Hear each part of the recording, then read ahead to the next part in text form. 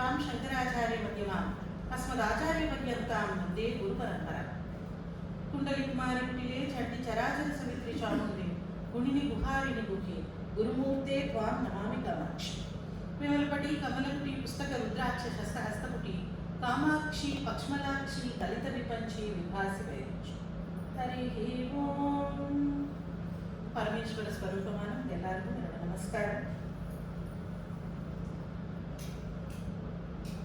இன்னைக்கு லலிதா நவரத்ன மாலை அப்படிங்கிற ஒரு ஸ்தோத்திரம், ரொம்ப சின்ன ஸ்தோத்திரம். அதை பற்றி ஒரு இன்னும் அது நமக்கு தமிழில் தான் அது இருக்கிறதுனால பொதுவாக வீட்டில் தமிழ் பேசக்கூடியவங்க எல்லாருக்குமே அந்த வரிகளை படித்தாலே மீனிங் புரியும், அந்த மாதிரி தான் இருக்கும்.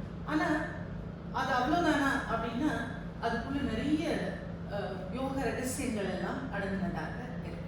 ஸோ அந்த நவரத்ன மாலை அப்படிங்கிற ஸ்தோத்திரத்தை நாம் இன்னைக்கு தெரிஞ்சுக்கலாம். இப்போ இந்த மாலைகள் அப்படின்னு வந்தால் நமக்கு தெரிஞ்ச சுவாமிக்கு நிறைய புஷ்பங்களை கோர்த்து நாம மாலையாக்க வீட்டில் போடுவோம்.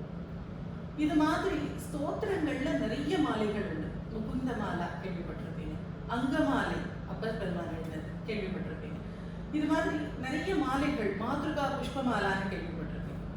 அவருக்கு 51 அக்ஷரங்களை வச்சு ஒரு மாலையை கோர்த்து போட மாட்டேனா அப்படின்னு அருணகிரிநாத பெருமாள் முருகனுக்கு ஒரு மாலை அக்ஷரங்களால் போடணும் அப்படின்னு ஏற்கப்பட்டு ரொம்ப வருஷங்கள் கழிச்சு கந்தர் அனுபூதி அப்படிங்கிற 51 அக்ஷரங்களாலான மாலையை அப்புறமா போட்டார். அவருடைய ஆயுளுக்குள்ள போடணும் அப்படின்னு ஆசைப்பட்டார். 51 அக்ஷரங்களையும் கோர்த்து மாலைகளாக, அதாவது மாலைகள் பூ மாலைகள் வாடிடும் ஒரு ஸ்டேஜ்ல, ஒரு மறுநாள் பார்க்குறப்போ அது வாட்டமாக இருக்கும். ஆனால் இந்த பாமாலைகள் அப்படிங்கிறது இந்த வார்த்தைகளை கோர்த்து அக்ஷரங்களை கோர்த்து செய்யப்படுற மாலைகள் என்னைக்கும் வாடாம இருக்கு. தலைமுறை தலைமுறையாக நாம அதை திரும்ப திரும்ப இறைவனுக்கு சூட்டிக்கிட்டே இருக்கோம். அப்பர் பெருமான் பாடி வச்சுட்டு போனார்.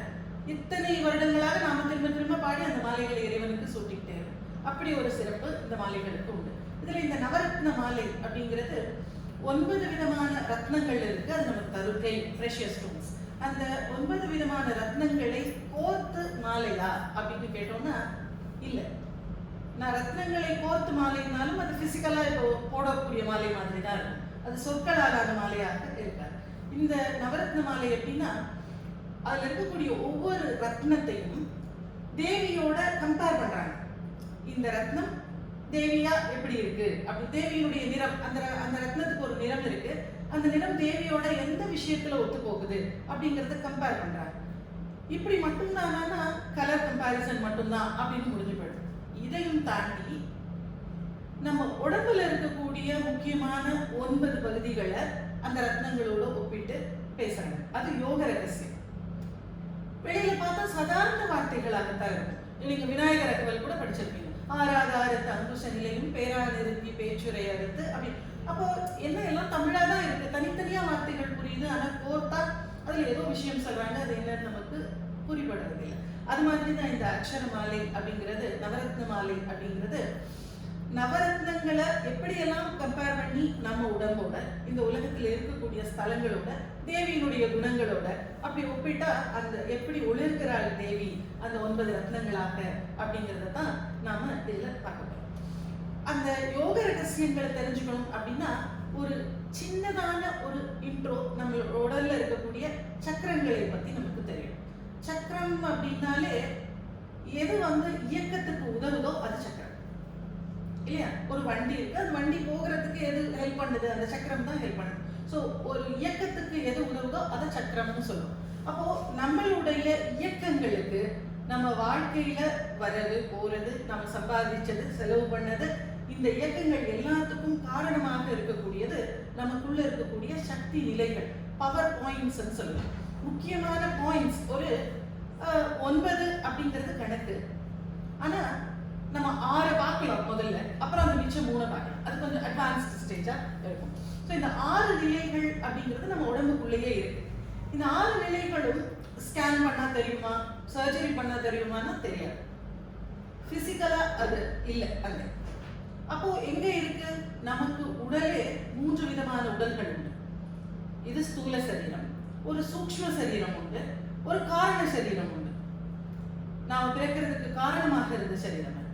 ஸோ இந்த ஸ்தூல சூக்ஷ்ம சரீரங்களை எடுத்துட்டோம்னா எப்படி இருக்கும்னா, நம்ம ஸ்தூல சரீரம் இங்க இருக்கு, இதை அப்படியே ஒரு காப்பி எடுத்து அதை திரும்ப இது மேலேயே வச்சா எப்படி இருக்கும்? அப்படித்தான் இருக்கும் சூக்ஷ்ம சரீரம். அந்த சூக்ஷ்ம சரீரத்துக்கு உள்ளதான் இந்த சக்கரங்கள் எல்லாம் இருக்கு. இப்ப அந்த காப்பியை நம்ம மேலேயே வச்சோம்னா அந்த இப்ப நம்ம நெற்றி இங்க இருக்குன்னா இங்க அந்த சூக்ஷ்ம சரீரத்துல இந்த இடத்துல கரெக்டா அந்த சக்கரம் இருக்கும்.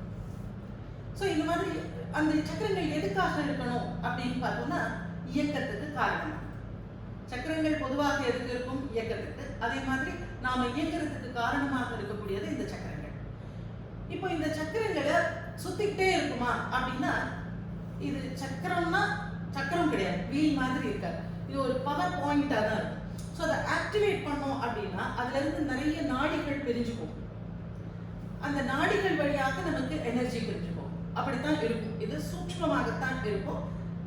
இதுக்கு ஒரு செட்டப் சூக்ஷ்ம. இப்ப எப்படி நமக்கு ஒரு எலும்பு கூடு இருக்கோ, ஒரு நரம்பு மண்டலங்கள் இருக்கும், அதே போல இந்த சக்தி நிலைகளுக்கு மட்டும் தனியாக வரைபடம் உண்டு. இந்த 6 சக்தி நிலைகள், அதுல இருந்து பிரிஞ்சு போற நாடிகள், இதுக்கு நடுவில் இருக்கக்கூடிய குட்டி குட்டி சக்கரங்களும் உண்டு. இது முக்கியமான பாயிண்ட்ஸ். இது இல்லாம குட்டி குட்டி சக்கரங்களும் நடுவில் உண்டு. ஸோ இந்த மாதிரி பிரிஞ்சு போகக்கூடிய இது எல்லாம் சேர்ந்துதான் நாம் அதனுடைய இயக்கம். அது எங்க இப்போ எக்ஸாம்பிளுக்கு எடுத்துட்டோம்னா மூலாதார சக்கரம் நல்லா ஆக்டிவேட் ஆகி இருக்கக்கூடிய குழந்தைகளா இருந்தா கூட, ஒரு ஜென்மத்துல மூலாதாரம் ஆக்டிவேட் ஆகி இருந்துச்சுன்னு வச்சுக்கோங்களேன், இப்ப பிறக்கிறப்பவே ஒரு கலைகளை சொல்லி கொடுத்தா டக்குன்னு பிக்கப் ஆயிடும். ஒரே கிளாஸ்ல படிக்கிற 2 குழந்தைகள்ல ஒரு குழந்தைக்கு பாட்டு சொல்லி கொடுத்தா கொஞ்சம் லேட் ஆகும், ஒரு குழந்தை சொல்லி கொடுத்ததுக்கு மேல பாட ஆரம்பிச்சு. அந்த கலைகளுக்கு உண்டானதெல்லாம் அந்த மூலாதாரம் ஆக்டிவேட் ஆனா வர்றது. நமக்கு இது பிறவிகள்ல தொடர்ந்து வர்றது. இந்த பிறவியில நீங்க ஆக்டிவேட் ஆகி போனா அடுத்த பிறவி ஆக்டிவேட் ஆகியே தான் பிறப்பீங்க. ஸோ அப்படி தொடர்ந்து போகக்கூடியது. ஸோ இந்த சக்கரங்கள் நமக்குள்ள 6 இருக்குன்னு பார்த்தோம் இல்லையா? இதோட பிளேஸ்மெண்ட்ஸ் எப்படி இருக்குன்னு பார்த்தோம்னா ஒரு பெரிய ஒரு ஹைவே மாதிரி ஒன்று, ஒரு ரோடுன்னு வச்சுக்கோங்க, ஒரு பெரிய ஹைவே ஒன்று இருக்கு. அது நம்மளுடைய உச்சியான இந்த இடத்துல இருந்து நேரா ஒரு கோடு இறக்குனா எப்படி இருக்குமோ அந்த அதுல ஒரு ஹைவே மாதிரி ஒரு பெரிய ரோடு இருக்கு. அதை சுஷும்னா நாடின்னு சொல்லுவோம். இந்த சுஷும்னாக்கு 2 பக்கமும் இப்படி போய் வளைஞ்சு 2 பக்கமும் இப்படி போகிறது மாதிரி இடகலா பின்கலான்னு 2 நாடிகள். இதை நம்ம விட்டுடலாம். இந்த ஒரு ரோடு ஒன்று இருக்கு இல்லையா? இந்த ரோட்ல 6 கனெக்ட் ஆகும் கரெக்டா நடுவில். ஸோ இந்த உடம்புல இப்ப நான் நெற்றியில ஒரு சக்கரம் இருக்கு பூர்வ மத்தியிலன்னு சொன்னேன்னா, இந்த பூர்வ மத்தியில இருக்கிற சக்கரம் எங்க இருக்கும்னா, நான் இங்க காமிக்கிறதுனால இங்க இருக்காது. இங்க இருந்து நீங்க ஒரு கோடு போட்டீங்கன்னா அந்த கோடும் இங்க இருந்து போற கோடும் எங்க இன்டர்செக்ட் ஆகுதோ அந்த இடத்துல அந்த சக்கரம் இருக்கு. ஸோ அது மாதிரி தான் நம்ம உடம்பு பூரா நான் சொல்ற சக்கரங்கள் எல்லாமே இந்த 6 இருக்கு. இதுல மூலாதாரம் அப்படிங்கிறது நீங்க டெக்னிக்கல் நேம கூட விட்டுடுங்க. எங்க இருக்குன்னா நம்மளுடைய மலவாய்க்கும் பிறப்புறுப்புக்கும் நடுவுல கரெக்டா இருக்கு அந்த சக்கரம் மூலாதாரம். அந்த சக்கரத்துக்கு அடுத்து கொஞ்சம் மேல வந்தோம்னா நம்மளுடைய அடிவயிறு, நம்ம தொப்புள்ள இருந்து பிறப்புறுப்புக்கும் நடுவுல கரெக்டா இருக்குது. அங்க சுவாதிஷ்டானம்னு ஒரு சக்கரம் இருக்கு, அங்க ஒரு சக்கரம், தொப்புள்ள ஒரு சக்கரம் இருக்கு. ஸோ இதெல்லாம் கீழ்நிலை சக்கரங்கள், கீழே இருக்கக்கூடிய 3 சக்கரங்கள். அந்த 3 சக்கரத்தை தாண்டி வந்தோம்னா இந்த நெஞ்சு குழியில ஒரு சக்கரம் இருக்கு, அநாகதக்னி. தொண்டை குழியில ஒரு சக்கரம் இருக்கு, விசுத்தி. பூர்வ மத்தியில ஒரு சக்கரம் இருக்கு, ஆக்ஞை. அவ்வளவுதான். இந்த 6 சக்கரங்கள் நமக்குள்ள இருக்கிறது. சகஸ்ராரம்னு ஒரு சக்கரம் இங்க உச்சியில இருக்கு. ஆனா நம்ம பிசிக்கல் பாடியிலயோ உள்ளேயோ இல்லை, நமக்கு வெளியில இருக்கு, இந்த இடத்துல இருக்கு. சிரம் குவிவார் ஓங்குவிக்கும் சீரோன் கடல் வெல்க அப்படின்னு சொல்றோம் சிவபுராணத்துல. சிரம் குவிவார்னு கைக்கு மேல தலையை கூப்பிடுறோம். எங்க கூப்பிடுறோம்? நான் அந்த சகஸ்ராரம் இருக்கிற இடத்துல தான் கூப்பிடுறோம். அப்படி கூப்பக்கூடியவங்களுடைய வாழ்க்கையை உயர செய்யக்கூடியவன் இறைவன் அப்படி. ஸோ இங்க இருக்கக்கூடியது நமக்கு மேல கொஞ்சம் இருக்கு அந்த சகஸ்ராரம். அதே மாதிரி மூலாதாரத்துக்கு கீழே ஒண்ணு இருக்கு, சகஸ்ராரத்துக்கு மேல ஒண்ணு இருக்கு. ஸோ மொத்தம் 9 சக்கரங்கள்.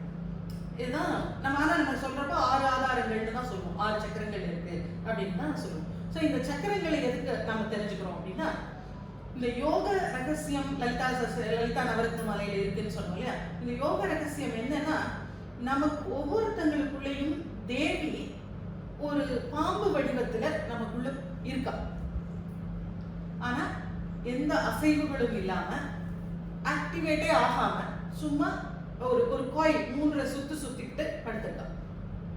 இவள் எங்க இருப்பான்னா மூலாதாரத்துக்கு கீழே, இந்த லோயர் மோஸ்ட் சக்கரம் இருக்கு, அதுக்கு கீழே ஒரு லிங்கம் மாதிரி இருக்கும். அந்த லிங்கத்தை 3.5 சுற்றுகள் சுற்றிட்டு ஒரு பாம்பு வடிவத்துல அந்த சக்தியானவள் இருக்கா. நம்ம எல்லாருக்குள்ளேயும் இருக்கா, ஒவ்வொருத்தங்களுக்குள்ளேயும். இவளை தான் குண்டலினின்னு சொல்றது. இந்த குண்டலினி சக்தி அந்த பராசக்தியினுடைய ஒரு சூக்ஷ்ம வடிவம். நமக்குள்ள இருக்கிறது, அவளுடைய ஒரு துளி நமக்குள்ள இருக்கிறது. அது இருந்து அப்போ நல்லவங்க கெட்டவங்க எல்லாரும் இருக்காங்களே, தேவி உள்ள இருந்துமா அப்படி இருக்காங்க அப்படின்னு நமக்கு ஒன்று தோணும். தேவி உள்ள இருந்தாலும் அவள் எழுந்துக்காம ஒரு மயக்க நிலையில, தூக்க நிலையில இருக்கா, தூங்கிக்கிட்டு இருக்கு அப்படின்னு தான் சொல்லுவாங்க. அந்த சக்தி குண்டலினி பாம்பானது 3.5 சுற்றுகள் சொல்லிட்டு தூங்கிட்டு இருக்கு அப்படின்னு தான் சொல்லுவாங்க. அந்த தூங்கிட்டு இருக்கக்கூடிய அந்த சக்தியை நம்ம பிராணாயாமத்தால எழுப்புறோம், மூச்சால எழுப்புறோம். இது மூச்சால மட்டும்தான், அந்த குண்டலினி யோகம்னு சொல்றது அதுதான். அப்படி மூச்சால மட்டும்தான் எழுப்ப முடியுமானா இல்ல, பக்தியால தானா எழுதும். நல்ல உண்மையான பக்தி இருந்தா பக்தியில தானாகவே இது நடக்கும். ஸோ இந்த இப்படி அப்படி எழுந்த அந்த பாம்பு, அந்த 3.5 சுற்றுக்கள் சுற்றி இருக்கிற பாம்பு எழுந்து மூலாதாரத்தை தாண்டறப்போ அந்த சக்கரத்தை ஆக்டிவேட் பண்ணிடும். சுவாதிஷ்டானத்துக்கு வர்றப்போ அதை ஆக்டிவேட் பண்ணிடும், மணிப்பூரகத்துக்கு வர்றப்போ அதை ஆக்டிவேட் பண்ணி, இப்படி 6 சக்கரங்களையும் ஆக்டிவேட் பண்ணி ஆக்ஞா தாராவதி சக்கரத்துக்கு வந்துச்சுன்னா நமக்கு தெய்வ தரிசனம் கிடைக்கிறது இங்கதான். இறைவனை நாம தரிசனம் பண்றது இந்த இடத்துல தான் நமக்கு நடக்கும். ஞானிகளுக்கு அவங்க உச்ச நிலைக்கு போறப்போ இந்த இடத்துல தேவியினுடைய ஒரு தடில்லதாசம ருச்சிகி அப்படின்னு நம்ம லலிதா சஹஸ்ரநாமத்துல சொல்லுவோம். ஒரு மின்னல் பொழுது, ஒரு மின்னல் வந்துட்டு போற நேரம் இந்த இடத்துல இறைவனுடைய தரிசனம் நமக்கு ஆகும். இதுக்கப்புறம் மேல போய் இங்க சிவசக்தி ஐக்கியமாக சகஸ்ராரத்துல சிவனோட கலந்துருவான். இங்க கலந்ததுக்கு அப்புறமும் அங்கேயே இருக்க மாட்டான், திரும்ப வந்த வழியாகவே வந்து திரும்ப கீழே வந்து சுருட்டி படுத்துப்பான். நம்ம அப்பப்போ தெய்வ தரிசனம் வேணுங்கிறப்பெல்லாம் அதை எழுப்பிதான் கொண்டு போவோம். ஆனா ஒன்ஸ் தாண்டி போயிட்டா இந்த சக்கரம் எல்லாம் ஆக்டிவேட் ஆகிடும். ஆக்டிவேட் ஆன சக்கரத்தோட இருக்கிறவங்க மகா ஞானிகளாக இருக்காங்க. ஸோ இதை ஏன் நாம இப்ப இதை படிக்கிறோம் அப்படின்னா, இந்த ஒவ்வொரு பாடலும் ஒரு சக்கரத்தை தாண்டி அந்த குண்டலினி சக்தியானவள் போனா நமக்குள்ள நடக்கக்கூடிய மாற்றங்களை பத்தி இருக்கு. என்ன ஆகும் நமக்கு, அந்த இப்போ மூலாதாரத்துல இருந்து எழுந்து மூலாதாரத்தை தாண்டி வந்தா என்ன ஆகும், அதை தேவி கிட்ட கேட்கிற மாதிரியும் இருக்கு, நமக்கு இயல்புகளை நமக்கு சொல்ற மாதிரியும் இருக்கு இந்த பாடம்.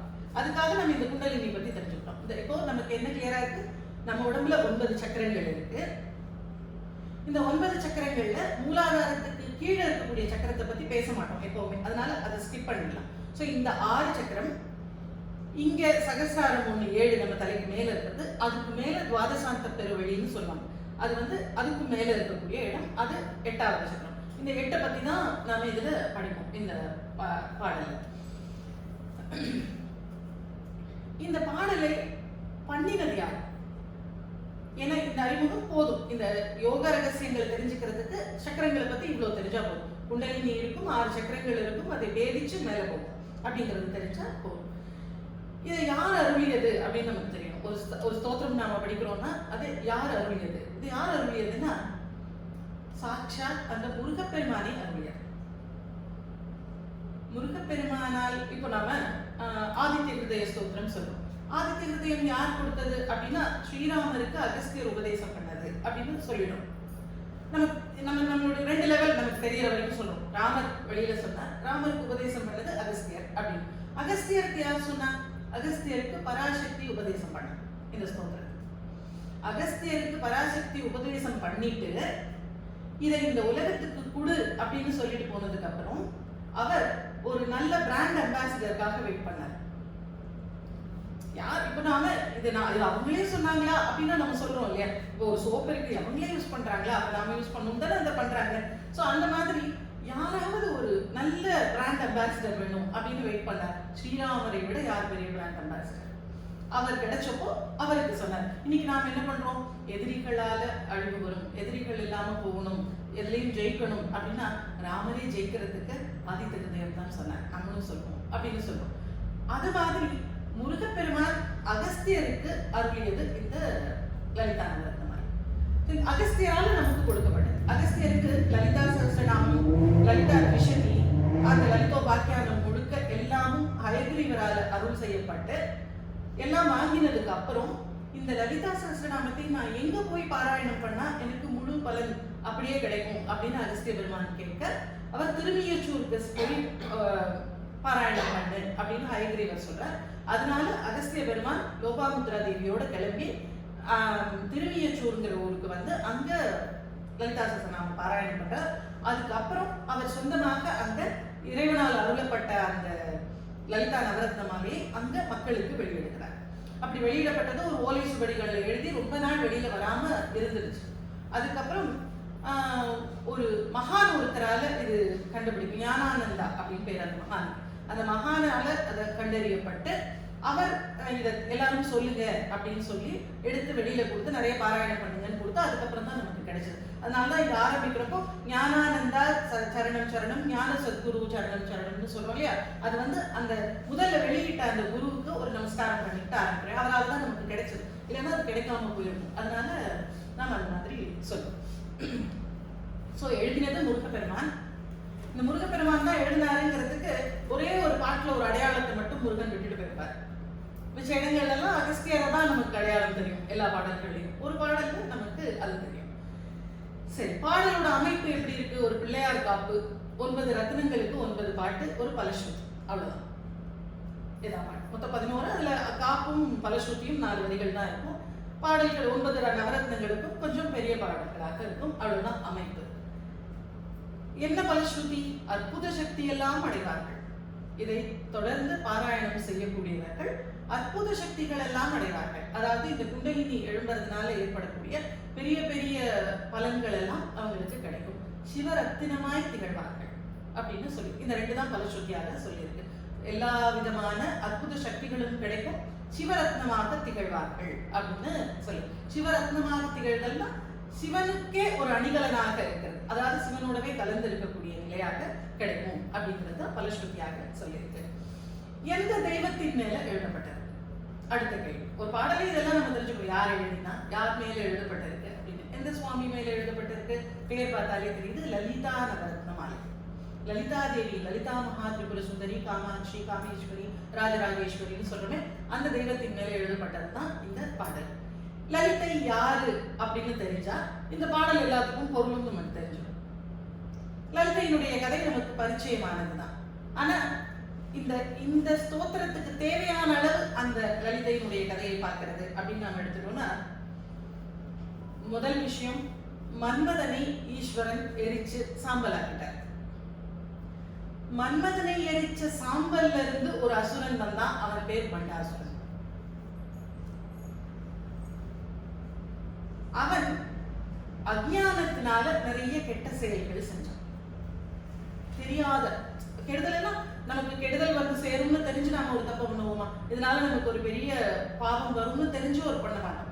அவனுக்கு அஜ்ஞானத்தினால நிறைய கெட்ட செயல்கள் செஞ்சான். 3வது. அதனால தேவர்கள் எல்லாம் ரொம்ப கஷ்டப்பட்டாங்க.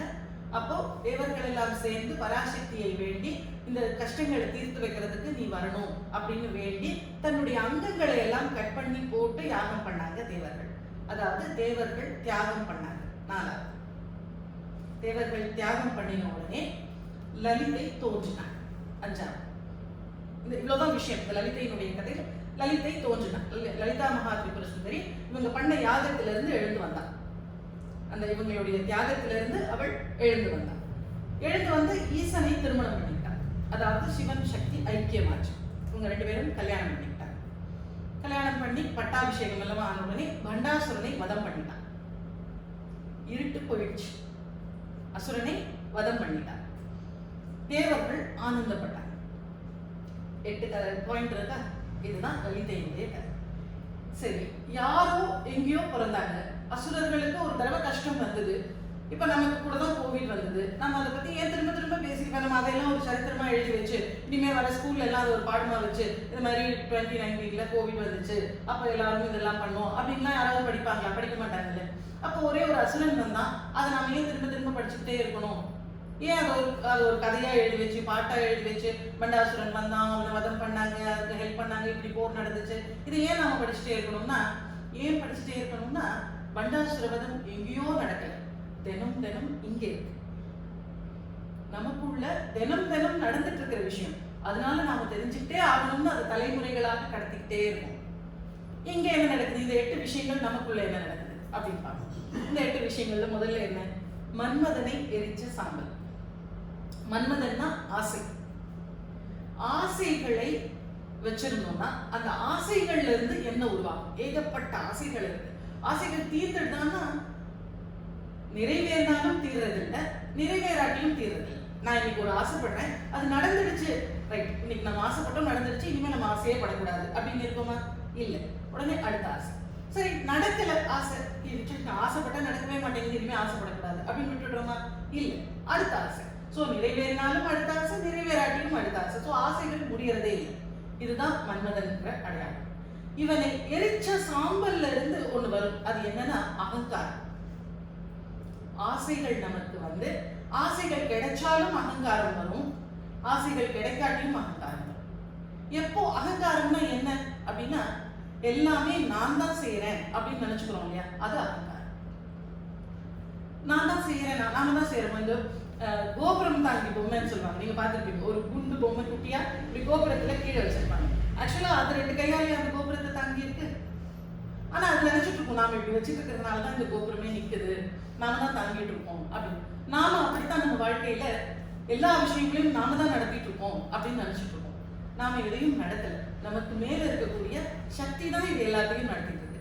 அப்போ அவங்க தான் நடத்துறாங்க, நாம நடத்தல அப்படின்னு தெரிஞ்சுட்டா ஒரு பணிவு வரும். அது தெரியாட்டி அகங்காரம் வரும். இப்போ பண்டாசுரனுக்கு வந்தது அகங்காரம். எதனால வந்தது? அஜ்ஞானத்தினால கெட்ட செயல்கள் செஞ்சான். நாமளும் என்ன பண்றோம்? நாம தான் எல்லாத்தையும் நடத்துறோம்னு நினைச்சுதான் நாம ஆணவத்துல ஏதோ காரியங்கள் செய்யறோம். எல்லாத்தையும் அவள் நிகழ்த்துறாரு. இப்போ ஒரு விரோதமே வச்சுக்கோங்களேன். இப்போ உங்க கூட எனக்கு ஒரு சண்டை, ஏன் உங்க கூட எனக்கு சண்டை வருது? நீங்க ஏதோ என்ன பேசிட்டீங்க அப்படின்னு நான் நினைக்கிறேன்.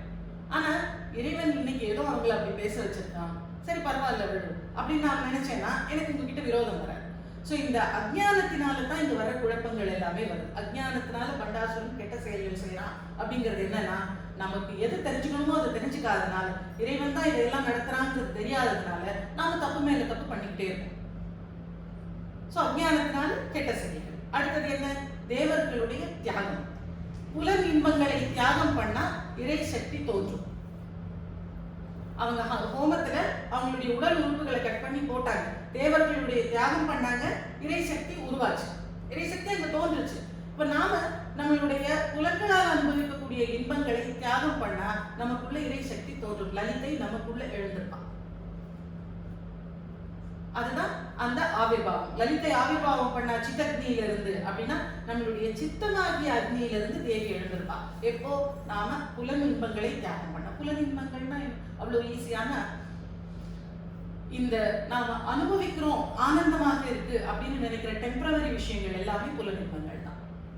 ஒண்ணு சாப்பிட்டா நல்லா இருக்கு, ஒண்ணு பார்த்தா நல்லா இருக்கு, ஒண்ணு பேசிட்டு இருந்தா நல்லா இருக்கு, ஒண்ணு கேட்டா நல்லா இருக்கு, இதெல்லாம் புலன் இன்பங்கள் தான். தூங்கிட்டு இருக்கோம், காலையில எழுந்துக்கிறதுக்கு பிடிக்கல, அது புலனின்பம். உடல் அந்த சுகத்துக்கு நம்ம அடிமையாக இருக்கும். ஸோ இந்த எல்லா விஷயங்களும் இந்த புலனின்பங்கள். இதை தியாகம் பண்ணா இறை சக்தி உள்ள வரும், லலிதை ஆவிர்வாவம் உள்ள நமக்கு நடக்கும். அதனால தேவர்கள் ஆனந்தப்பட்டாங்க. ஆனந்தம்னா மோட்சம். நமக்கு என்ன கிடைக்கும்? மோட்சம் கிடைக்கும். ஸோ இந்த 8 விஷயங்கள் தான் எங்கேயும் நடக்கல, நம்ம உடம்புக்குள்ள நடக்கிறதுனால நாம இது தலைமுறைகளாக கடத்திக்கிட்டே இருக்கோம். எல்லாரும் இதை பத்தி நம்ம பேசிக்கிட்டே இருக்கோம். சோ இங்க என்ன நடந்தது?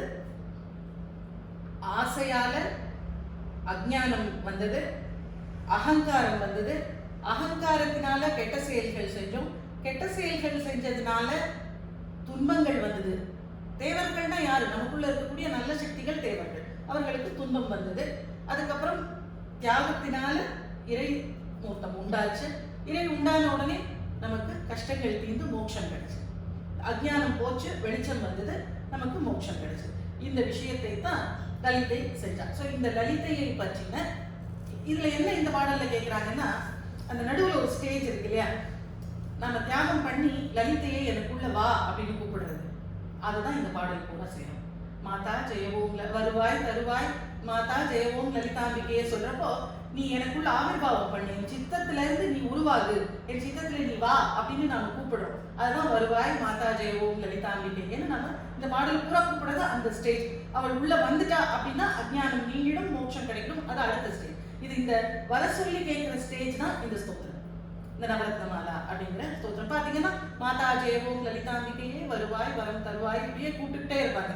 நீ எனக்கு இதை செய்யக்கூடாதா, அது செய்யக்கூடாதா, சாகாத வரம் தரமாட்டையா, இப்படி வரிசையா கேட்டுட்டே இருக்கும். ஸோ இதுதான் இந்த ஸ்தோத்திரம். இதுல இந்த ஸ்ரீ மாத்ரே நமகங்கிற அற்புதமான லலிதா சஹஸ்ரநாமத்தின் முதல் நாமமாகிய மந்திரத்தை இங்க பாடல் பூரா அகஸ்திய பெருமான் வச்சிருக்காரு. நம்ம அகஸ்திய பெருமானே தான் பேசுவோம், முருகப்பெருமான்னு சொல்ல மாட்டோம். ஏன்னா நமக்கு வெளியிட்டது அகஸ்தியர், அதனால அப்படின்னு சொல்லுவோம். ஸோ இந்த மாதா ஜெயவோம் லலிதாம்பிகைங்கிறது அந்த ஸ்ரீமாத்ரே நமகங்கிற அந்த மந்திரத்துல இருந்து வந்தது. அந்த மந்திரத்தையே தான் இங்க மாதானா மாத்ரே நமகா அப்படின்னு சொல்றீங்க. அது தேவிக்கு வெற்றி உண்டாகட்டும். தேவிக்கு வெற்றி உண்டானா என்ன ஆகும்? தேவி எங்க இருக்கா? நமக்குள்ள இருக்கா. நமக்குள்ள இருக்கிற தேவிக்கு வெற்றி உண்டானா நமக்கு வெற்றி உண்டாகும். அதுதான் நம்ம ஜெய ஓம் லலிதாம்பிகையே அப்படின்னு சொல்றோம். இப்போ பாடலுடைய பொருள் இருக்கும். இப்போ ஓரளவு இந்த பேசிக் விஷயங்கள் தெரிஞ்சா இந்த பாடல் ஈஸியாக புரிஞ்சுக்கலாம். இந்த ஃபர்ஸ்ட் இருக்கிற காப்பு, பிள்ளையார் காப்பு. எப்பவும் ஒரு செயலை ஆரம்பிக்கிறப்போ பிள்ளையாரை நமஸ்காரம் பண்ணி ஆரம்பிக்கிறது ஒரு மரபு. அதனால அதை ஆரம்பிச்சிருக்க. அதில் ஆரம்பிக்கிறப்போ ஆக்கும் தொழில் 5 அரணாற்ற. அரண் அப்படின்னா ஹரி, ஹரன், பிரம்மா இந்த 3 பேருக்கும் சேர்த்து சொல்லக்கூடிய ஒரு பெயர். படைக்கும் தொழில், காக்கும் தொழில், அழிக்கும் தொழில் 3ஐயும் செய்யக்கூடியவங்க இருக்காங்க இல்லையா? அந்த 3ஐயும் அவங்க செய்ய. இதுல எப்படின்னா இந்த மாதிரி செய்யுள்கள்ல ஆக்கும் தொழில் அப்படின்னு ஒரு தொழிலை சொன்னா அதோட சேர்ந்த 3 தொழிலையும் சொன்னதாக நாம புரிஞ்சுக்கணும். ஆக்கல், காத்தல், அழித்தல். அரண் அப்படின்னு சொன்னா அரண், அயன், ஹரி 3 பேரையும் சொன்னதாக எடுத்துக்கணும். ஸோ இந்த 3 வேலைகளையும் அந்த 3 பேரும் செய்ய நலம் பூக்கும் நகையாள். அவள் சிரிச்சு இவங்களுக்கு எல்லாம் சக்தியை கொடுக்குறாள். அவளுடைய புன்னகையினால சக்தி கொடுக்க முடியுமானா, நீங்க யார்கிட்டயோ ஒரு 500 ரூபாய் கடன் வாங்கலான்னு போறீங்க. அவங்கள போய் எழுப்பின உடனே அவங்க நம்மளை பார்த்து வாங்குவாங்க அப்படின்னு சிரிச்சாங்க. ஸோ நம்மளை பார்த்து சிரிக்கிறாங்க, அப்ப நம்ம கேட்டா கொடுப்பாங்க அப்படின்னு ஒரு கான்ஃபிடன்ஸ், ஒரு நம்பிக்கை வருது இல்லையா? சரி, நல்லா தான் சிரிக்கிறாங்க, நம்மளை பார்த்து கேட்டு பார்க்கலாம் அப்படின்னு. அவங்க கதை திறக்கப்ப என்ன அப்படின்னு கேட்டாங்கன்னு வச்சுக்கோங்க, கேட்காம வந்துடுவோம் நம்ம திரும்பி. ஸோ இங்க அந்த நலம் பூக்கிறது அப்படிங்கிறது என்னன்னா, அவங்களுக்கு அந்த அனுகிரகத்தை அவள் செய்யறா. நீங்க செய்யுங்க அப்படின்னு தெம்ப கொடுக்குறா. அவங்க 3 பேரும் அதை செய்யறதுக்கு பின்னாடி இருந்து இவள் தைரியத்தை கொடுக்குறா. அப்படி கொடுக்கக்கூடியவள். பூத்தவளே புவனம் 14ஐயும் பூத்தவண்ணம் காத்தவளேன்னு சொல்றோம் இல்லையா? அந்த பூத்தல் அப்படின்னா அது இருக்கிறபடி நடக்கிறதுக்கு உபகாரம் பண்றது. உருவாக்குனது அப்படியே இருக்கிறதுக்கு உபகாரம் பண்றது. உருவாக்கி பிச்சு போட்டுறது இல்லை இல்லையா? ஸோ அந்த பூத்தல்னா பூக்க வச்சு அதை காப்பாத்துறது. அதுதான் பூத்தல்னு சொல்றது. ஸோ இங்க ஆக்கும் தொழிலை அவங்க 3 பேரும் செய்யறாங்க. ஆக்குதல், காத்தல், அடித்தல்லாம் பிரிச்சு கொடுத்துருக்கா. அவங்க எல்லாம் செய்யறாங்க. அவங்களுக்கு நலம் பூக்கும் நகைகள், அவங்களுக்கு எல்லாம் சக்தியை கொடுத்து பின்னாடி இருந்து ஆட்டுவிக்கக்கூடியவளாக இருக்கக்கூடிய புவனேஸ்வரி, ராஜராஜேஸ்வரி, காமாட்சி, காமேஸ்வரி, லலிதா எல்லாம் ஒண்ணுதான். இவங்க எல்லாரும் ஒண்ணுதான். ஸோ அவள்கிட்ட புவனேஸ்வரி பால் சேர்க்கும், அங்க கொண்டு போய் எங்களை சேர்க்கக்கூடிய நவரத்ன மாலினை. இந்த பாடலை காக்கும் கணநாயக வாரணமே. இந்த பாடலை நல்லபடியாக காப்பாற்றி எங்களுக்கு கொடுத்த பிள்ளையாருக்கு நமஸ்காரம் அப்படின்னு சொல்லி ஆரம்பிக்கிறோம். இங்க ஆக்கும் தொழிலை அவள் செய்யறா அப்படிங்கிறது தான் இங்க முக்கியமானது. அதுக்கு மேல இல்ல பெரிய விஷயம் இல்லை. இப்பதான் நம்ம பாடலுக்குள்ளேயே போறோம். இந்த முதல் பாடல் நவரத்னங்கள்ல வைரத்தையும் நம்மளுடைய ஆதார சக்கரங்கள்ல மூலாதார சக்கரத்தையும் குறிக்கக்கூடியது. இப்போ அசியூம் பண்ணிக்கோங்க, உங்களுடைய மூலாதார சக்கரத்துக்கு கீழே ஒரு ஃபுல் எனர்ஜி கோயில் பண்ணி இருக்கு. 3.5 சுற்றுகள் சுற்றி. அது எவ்வளவு எனர்ஜினா உங்களால அதை மெஷர் பண்ணி சொல்லவே முடியாது. அப்படி ஒரு பவர் அந்த மூலாதாரத்துக்கு கீழே இருக்கு. நீங்க ஆக்டிவேட் பண்ணாத வரைக்கும் அந்த பவரை உங்களுக்கு ஒன்றும் பண்ணாது. கடைசி வரைக்கும் இது ஆக்டிவேட் ஆகாம இறந்து போறவங்க உண்டு. அதனால ஒன்றும் ஆயிடுமா, ஒன்றும் ஆகாது. ஆனா ஆக்டிவேட் ஆனா நிறைய பலன்கள் கிடைக்கும். அந்த பலன்களை நம்மளால சொல்லவே முடியாது. ஸோ அப்படி இருக்கக்கூடியது இந்த நமக்கு உள்ள இருக்கக்கூடியது எல்லாம் இந்த பிரபஞ்சத்திலையும் இருக்கும். அந்த கணக்குப்படி பார்த்தோம்னா இந்த மூலாதார சக்கரம்ங்கிறது வெளியில திருவாரூர்ங்கிற தலம் இருக்கு இல்லையா? அந்த தலம் தான் மூலாதாரம். இங்க நீங்க குண்டலினி யோகம் பண்ணி மூலாதாரத்தை எழுப்பலாம். இந்த குண்டலினி யோகம் செய்யற சமயங்கள்ல திருவாரூர் தலத்துக்கு போனா இது எல்லாம் சேர்ந்து ஆக்டிவேட் ஆகி உங்களுக்கு ஒரு சேர்ந்த பலனை கொடுக்கும். அந்த மூலாதார சக்கரத்துக்கு இணையான இடம் திருவாரூர். இது மாதிரி ஒவ்வொரு சக்கரத்துக்கும் இணையான பூமியில இருக்கக்கூடிய பெயர்கள் இருக்கு. நம்ம உடல்ல இருக்கிறதா இதுக்கு அந்த பெயர், வெளியில இருந்தா அதுக்கு அந்த பெயர். அப்படி இந்த திருவாரூர் தலம் மூலாதாரம் சக்கரம் வைரம்ங்கிறது மணி. இதுல கற்றும் தெளியாருன்னு ஃபர்ஸ்ட் எடுத்த உடனே அடிச்சிட்டாரு. அப்படின்னா என்ன, நீங்க உட்கார்ந்து எவ்வளவு படிச்சாலும் அவளை பத்தி நீங்க தெரிஞ்சுக்க முடியாது. எல்லாம் படிச்சுட்டேன் நானே, எல்லாமே தெரியும்னா அவளை உணர்ந்துட முடியுமானா அவளை உணர முடியாது. எல்லாம் வெறும் நாலேஜா இருக்கும். அது உணர்வாக ஆகும். எப்போ உணர்வாக ஆகும் தெரியாது. அது அவளுடைய அனுகிரகம். அது படிச்சுட்டா தெரியாது, படிச்சவங்களுக்கு எல்லாம் தெரிஞ்சு போயிடாது. நான் புராணங்கள் எல்லாம் படிச்சுட்டேன் அப்படின்னு சொல்லிட்டு புராணத்துக்கு எதிர்வாதம் பண்ணிட்டு தெரியுறாங்க எவ்வளவு பேர் நம்ம பார்க்கணும். எதுக்கு புராணம் படிச்சோம்னா அதுல குற்றம் கண்டுபிடிக்கிறதுக்கே நான் புராணம் படிச்சேன்னு சொல்றாங்க. அப்போ கற்றும் தெரியாது, அதை படிக்கிறதுனால அதை தெளிஞ்சிட மாட்டாங்க. வேற எப்படி தெளிவாங்க? காடே கதியாய் கண்மூடி நெடும் கனவான தவம். காட்டிலேயே போய் இருந்து தனியா உட்காந்து நான் தபஸ் பண்றேன்னு சொல்லிட்டு ரொம்ப நாள் தபஸ் பண்றாங்க. அந்த தபஸ் என்னன்னு சொல்றாரு? நெடும் கனவான தவம்னு சொல்றாரு. கனவான தவம்னா என்னன்னா, தபஸ் பண்றப்போ என்ன எல்லாம் கிடைச்சிருச்சு நமக்குங்கிற மாதிரி இருக்கு. கண்ணு முடிச்சு பார்த்தா ஒண்ணுமே கிடைக்கல. நம்ம கனவுல யாரோ வந்து அப்படியே ஒரு குடம் பொற்காசுகளை நமக்கு கொடுத்த மாதிரி கனவு வருது. நம்ம ரொம்ப சந்தோஷப்படுறோம், கையில எல்லாம் வாங்கிட்டோம், எண்ணியெல்லாம் பார்த்தோம், கண்ணு முடிச்சு பார்த்தா இருக்கா? தவமும் அப்படி ஒரு கனவான தவம்னு சொல்றாரு. ஒரு பெரிய கனவு கண்டு அதுல என்னென்னமோ கிடைச்சிட்ட மாதிரி இருக்கு. ஆனா அவங்களுக்கும் நெடும் கனவான தவம் பெற்றும் தெரியாது, அவங்களுக்கும் தெரியாது. ஞானினாமபி சேதாம்சி அப்படின்னு நம்ம படிக்கிறோம். பெரிய பெரிய ஞானிகளை கூட டக்குன்னு புல் பண்ணி விடுவாங்க காலை, மாயா அப்படி. அதனால இங்க படிச்சாலும் தெரியாது, பெரிய தபஸ் பண்ணாலும் அவளை தெரிஞ்சுக்கலாமான்னு தெரியாது. அப்படியெல்லாம் இருக்கிறப்ப அவங்களுடைய கதையெல்லாம் அப்படி இருக்கிறப்போ அவன் பெருகும் பிழையே பேசத்தகுமோ? எப்பவும் பாவ செயல்களே செய்துட்டு இருக்கக்கூடிய நானு உன்னை பத்தி நான் ஏதாவது பேச முடியுமா? எனக்கு தகுதி இருக்கா?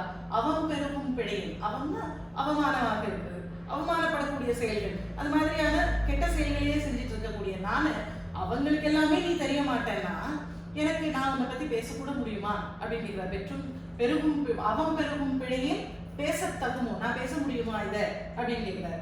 இங்க என்ன பண்ணணும்? மூலாதார சக்கரம் ஆக்டிவேட் ஆகிறப்போனா நமக்கு பற்றுக்களை அறுக்கணும். நம்ம எப்பவும் என்னோட அம்மா, என்னோட அப்பா, என் குழந்தை, என் வீடு, என்னோடதுன்னு அந்த நான் அதை மமகாரம்னு சொல்லுவோம். நான் செஞ்சேங்கிறது அகங்காரம், என்னோடதுங்கிறது மமகாரம்.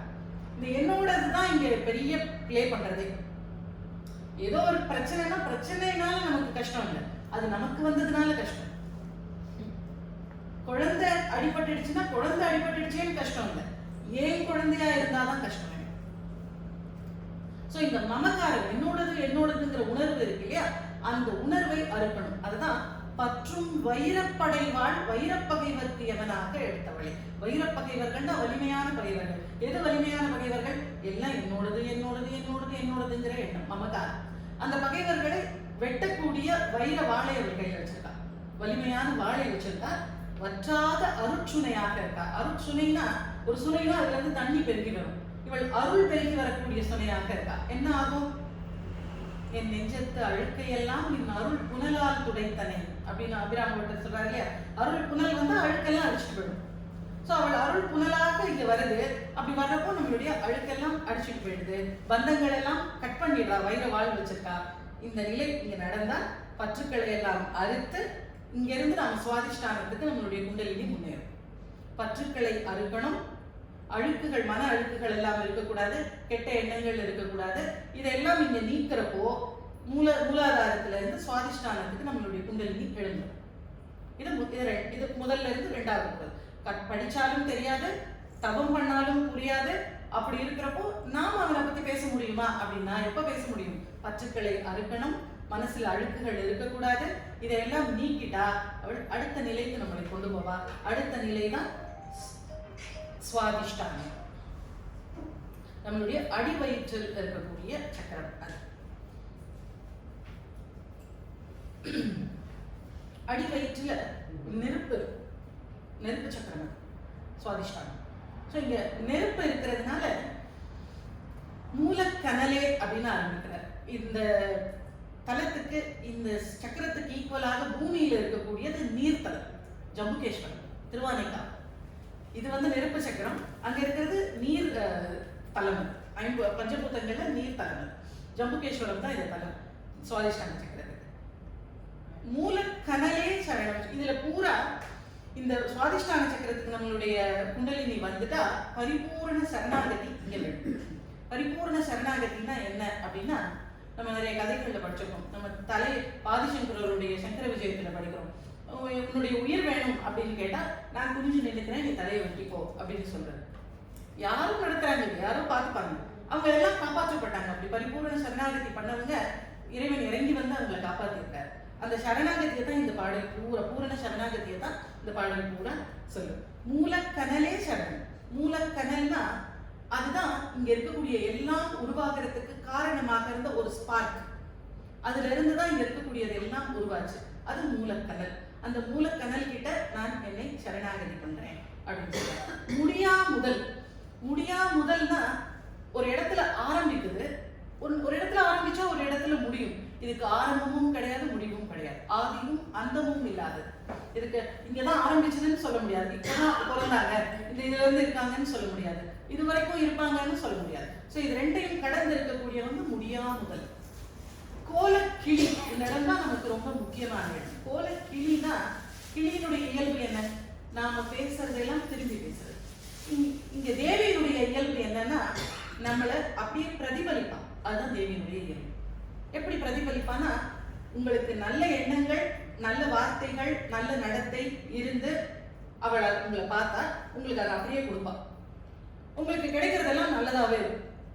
உங்களுக்கு கெட்ட எண்ணங்கள், தவறான பேச்சுகள், தவறான நடவடிக்கை இருந்ததுன்னா அதையும் அவள் அப்படியே ரிஃப்ளெக்ட் பண்ணுவா. திரும்ப உங்களுக்கு கிடைக்கிறதெல்லாம் அப்படியே தான் கிடைக்கும். நீங்க ஒரு இல்ல அப்படிங்கறத, மாட்டேங்கிறத, இது எதுவுமே இல்லாம உங்களுக்கு கிடைச்ச எல்லா விஷயத்துக்கும் நன்றி சொல்லிட்டு ஒரு வாரம் இருங்க. உங்களுக்கு அந்த அபண்டன்ஸ் எப்படி வருதுன்னு உங்களுக்கு தெரியும். இது பிரபஞ்சம் அதை எப்படி திருப்பி கொடுக்குது அப்படின்னு உங்களுக்கு தெரியும். நீங்க எவ்ரி நைட் இதை ஒரு பழக்கமா வச்சுக்கோங்க. இன்னைக்கு நாள் நல்லா போச்சு, இன்னைக்கு எல்லாரும் என்கிட்ட அன்பா நடந்துட்டாங்க, இன்னைக்கு பொழுது ஒரு இனிமையாக, நான் அழல, கவலைப்படல, நல்லபடியாக போச்சு அப்படின்னு தேங்க் பண்ணுங்க. ராத்திரி இதுக்கு ரொம்ப சந்தோஷம், தேவி என்ன நல்லா வச்சிருந்தேன் இன்னைக்கு அப்படின்னு சொல்லிட்டு தூங்குங்க. ஒரு வாரம் இதை பண்ணுங்க. ஆனா என்னன்னா, இன்னைக்கு சப்போஸ் உங்களுக்கு ஏதோ ஒரு கஷ்டம் வந்திருந்ததுன்னா அந்த கஷ்டத்தை சொல்லி உனக்கு கண்ணே இல்லையா அப்படின்லாம் கேட்கக்கூடாது. பாசிட்டிவா நடந்த விஷயங்களை மட்டும் சொல்லி தேங்க் பண்ணணும். இது உங்களுக்கு ஒரு வாரத்துல உங்க வாழ்க்கையில பெரிய மாற்றங்களை ஏற்படுத்தி உங்களுக்கு தேங்க் பண்றதுக்கு விஷயங்களை கொடுத்துக்கிட்டே இருப்பான். நீங்க இதை டெஸ்ட் பண்ணி பாருங்க. ஒரு வாரம் தினம் நைட்டு தூங்க போறதுக்கு முன்னாடி தேங்க் பண்றதுன்னு வச்சுக்கோங்க. இன்னைக்கு காலையில நான் எழுந்தப்போ எனக்கு கண்ணு நல்லா தெரிஞ்சது, உடம்புல ஒரு வலி இல்லை, ஆரோக்கியமா இருந்தேன், இன்னைக்கு எல்லாமும் சுமூகமா நடந்துச்சு, ஒன்றும் ஸ்பெஷலா நடக்கல, நல்லதும் இல்லை கெட்டதும் இல்லை, நல்லபடியாக எல்லாம் போச்சு அப்படின்னு தேங்க் பண்ணுங்க.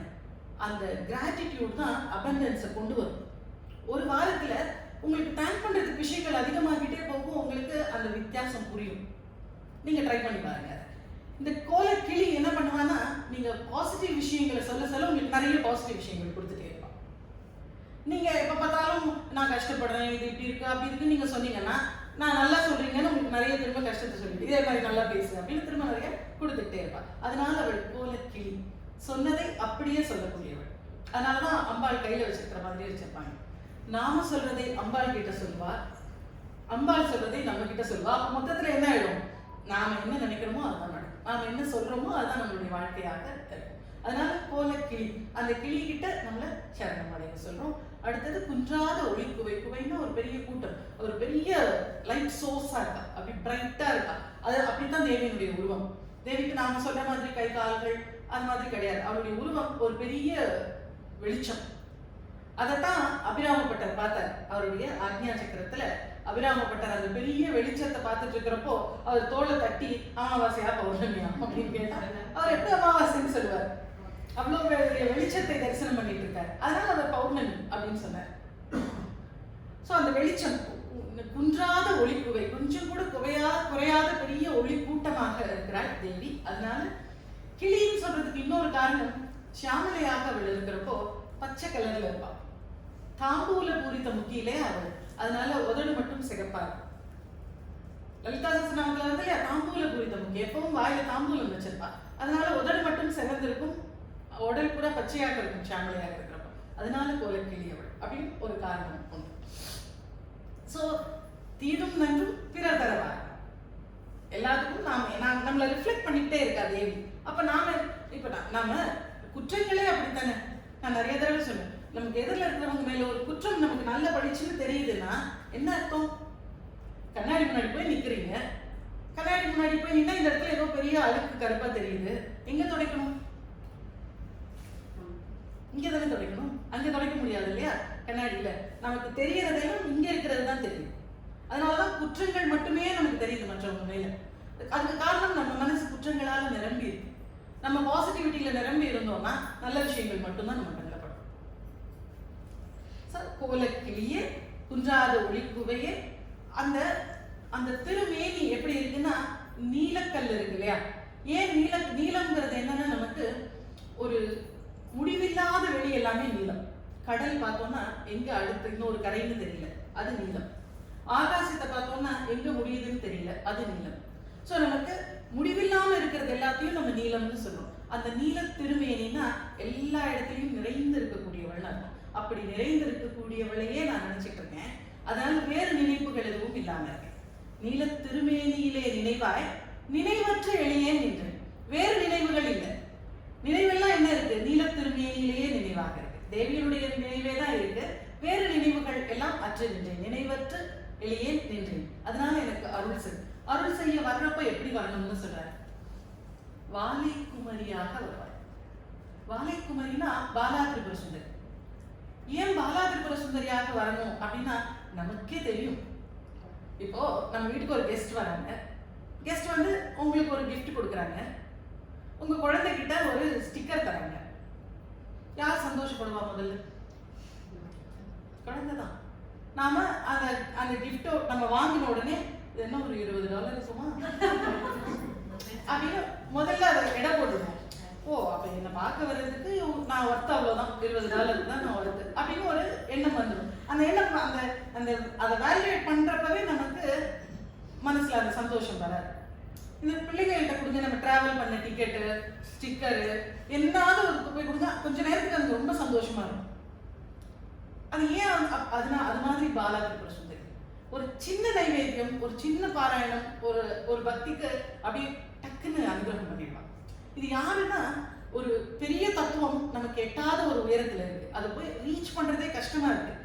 அந்த தத்துவம் தன்னை எளிமைப்படுத்திட்டு நீ என்ன அதிகபட்சமா கேட்ப? ஒரு கார் கேட்ப, வீடு கேட்ப, கல்யாணம் கேட்ப, குழந்தை கேட்ப, இதுக்கெல்லாம் நான் இறங்கி வர முடியாதுன்னு ஒரு குட்டி தத்துவத்தை முன்னாடி வச்சிருக்கு. நீ சும்மா 2 நாள் மட்டும் லலிதா நாம படிச்சுட்டு அவகிட்ட ஏதாவது கேளு, அவர் கொடுத்துருவா, நீ வாங்கிட்டு போயிட்டு என்கிட்ட வராது அப்படின்னு ஒரு சின்ன அந்த தத்துவம் தன்னுடைய ஒரு மினிமைஸ்டு வெர்ஷனை முன்னாடி வச்சிருக்கு. இந்த வெர்ஷன் கிட்ட நீ சின்னதெல்லாம் கேட்கணும். ஏதாவது முக்தி வேணும், தேவியை தரிசனம் பண்ணணும் அப்படின்னா ஏதாவது பெரிய விஷயம் இருந்தா என்கிட்ட வா. அது கொஞ்சம் கஷ்டம், ஆனா நீ என்கிட்ட வா. நான் என்னை திருப்தி பண்றதும் கொஞ்சம் கஷ்டம் தான், ஆனா அவள் ஈஸியாக திருப்தி ஆயிடுவா. அதனால இப்ப முதல்ல எடுத்தோடனே யாரு கூப்பிடுற? வாலை குமரியாக வா, பாலா திரிபுர சுந்தரியாக வந்து நான் சின்னதுல எல்லாம் சந்தோஷப்பட்டு எனக்கு கொடுக்கறதெல்லாம் முன்னாடி கொடுத்துடு அப்படின்னு வாலை குமரியாக கூப்பிட்டு இங்க பூரண சரணாகதியை இந்த இடத்துல நமக்கு சொல்லிக் கொடுக்கிறார். நல்ல எண்ணங்கள் வேணும் அப்படிங்கிறத இந்த சொல்ல. இங்க சுவாதிஷ்டான சக்கரத்துல இருந்து மணிப்பூரம் தொப்புள் சக்கரத்துக்கு இப்ப நாம மூவ் ஆகிறோம். மேல மணி இங்க வந்து முத்தாக இருக்கிறாள் தேவி. இந்த தலம் அருணாச்சலம், திருவண்ணாமலை. இந்த மணிப்பூரகத்தினுடைய தலம் திருவண்ணாமலை. முத்தேவரும் முத்தொழில் ஆற்றிடவே. இங்க ஃபர்ஸ்ட் பிரிச்சு படிச்சோம்னா இந்த இடத்துல முத்தே வரும் அப்படின்னு, முத்தே வருவாய் அப்படின்னு கூப்பிடுற மாதிரி, முத்தே வரும் அப்படின்னு கூப்பிடுற மாதிரி இருக்கும். ஆனா இப்படி பிரிச்சு படிச்சோம்னா முத்தேவரும் முத்தொழில் ஆற்றிடவே. அந்த 3 தேவர்களும் 3 வேலைகளை செய்யறதுக்கு முன்னின்று அருளும் முதல்வி சரணம். நீ முன்னாடி இருந்தா அவங்க 3 பேரும் 3 வேலையை செய்யறதுக்கு, யாரும் படைத்தல், காத்தல், அழித்தல், இந்த 3 வேலையும் செய்யறதுக்கு நீ முன்னாடி நின்று அருள் செய்யற. நீ நிக்கிறதுனால உன்னுடைய சக்தியை வாங்கி அவங்க எல்லாரும் செயல்பட்டு இருக்காங்க. அதனால முத்தேவரும் முத்தொழில் ஆற்றிடவே முன்னின்றருளும் முதல்வி சரணம். முன்னின்றருளும் முதல்வி இந்த இடத்துல ஏன் சொல்லணும்னா, மூலாதாரம், சுவாதிஷ்டானம், மணிப்பூரகம் 3 சக்கரத்தை தாண்டிட்டா அந்த ஞானிகளுக்கு அதுக்கப்புறம் பிறப்பு கிடையாது. ஏன்னா பிரம்மா, விஷ்ணு, ருத்ரனுடைய 3 சக்கரங்களை தாண்டிட்டாங்க. ஸோ இந்த திரும்ப பிறக்கிறது, சாகிறது, காப்பாற்றுறது இந்த வேலையெல்லாம் இனிமே கிடையாது. ஸோ இந்த லெவலை தாண்டிடுறாங்க. மணிப்பூரகத்துக்கு மேலே போயிட்டா உயர்நிலை சக்கரங்கள், அநாகதம், ஹார்ட் சக்கரம் அது. ஸோ இந்த கீழ்நிலை சக்கரங்கள் தாண்டிடுறாங்க. அதனால இந்த இடத்துல தான் அது கேட்கணும். சாகாத வரம் கொடுன்னு கேட்கணும். அந்த பிரம்மா, விஷ்ணு, ருத்ரனை பத்தி பேசணும். அதெல்லாம் அதனால இந்த பாடல்ல பேசுறாரு. முன்னின்றருளும் முதல்வி சரணம், வித்தே விளைவே சரணம் சரணம். வித்துன்னா பீஜம், விளைவுன்னா அண்டம். ஒரு பீஜத்திலிருந்து உருவானது இந்த அண்டம். அதாவது ஒரு விதை, ஒரு பெரிய மரம் அதுல இருந்து உண்டாகுது. அந்த பெரிய மரம், அதுல இருக்கக்கூடிய காய்கள், பல்லாயிரக்கணக்கான விதைகள் எல்லாமே அந்த ஒரு விதையில இருந்து வந்தது. அந்த விதையாகவும் தேவிதான் இருக்கா. அந்த பெரிய மரம், அதுல இருக்கக்கூடிய கோடான கோடி விதைகளாகவும் தேவிதான் இருக்கா. அதாவது முதல்ல ஆரம்பிச்சது படைப்பு அவள்கிட்ட இருந்து, இந்த படைப்பு எல்லாமே அவள் தான். நாம எல்லாருமே அவள் தான். ஸோ வித்தாகவும் அவளே இருக்கா, அதுல இருந்து வந்த இந்த பிரபஞ்சமாகவும் அவளே விரிஞ்சிருக்கா அப்படின்னு அர்த்தம்.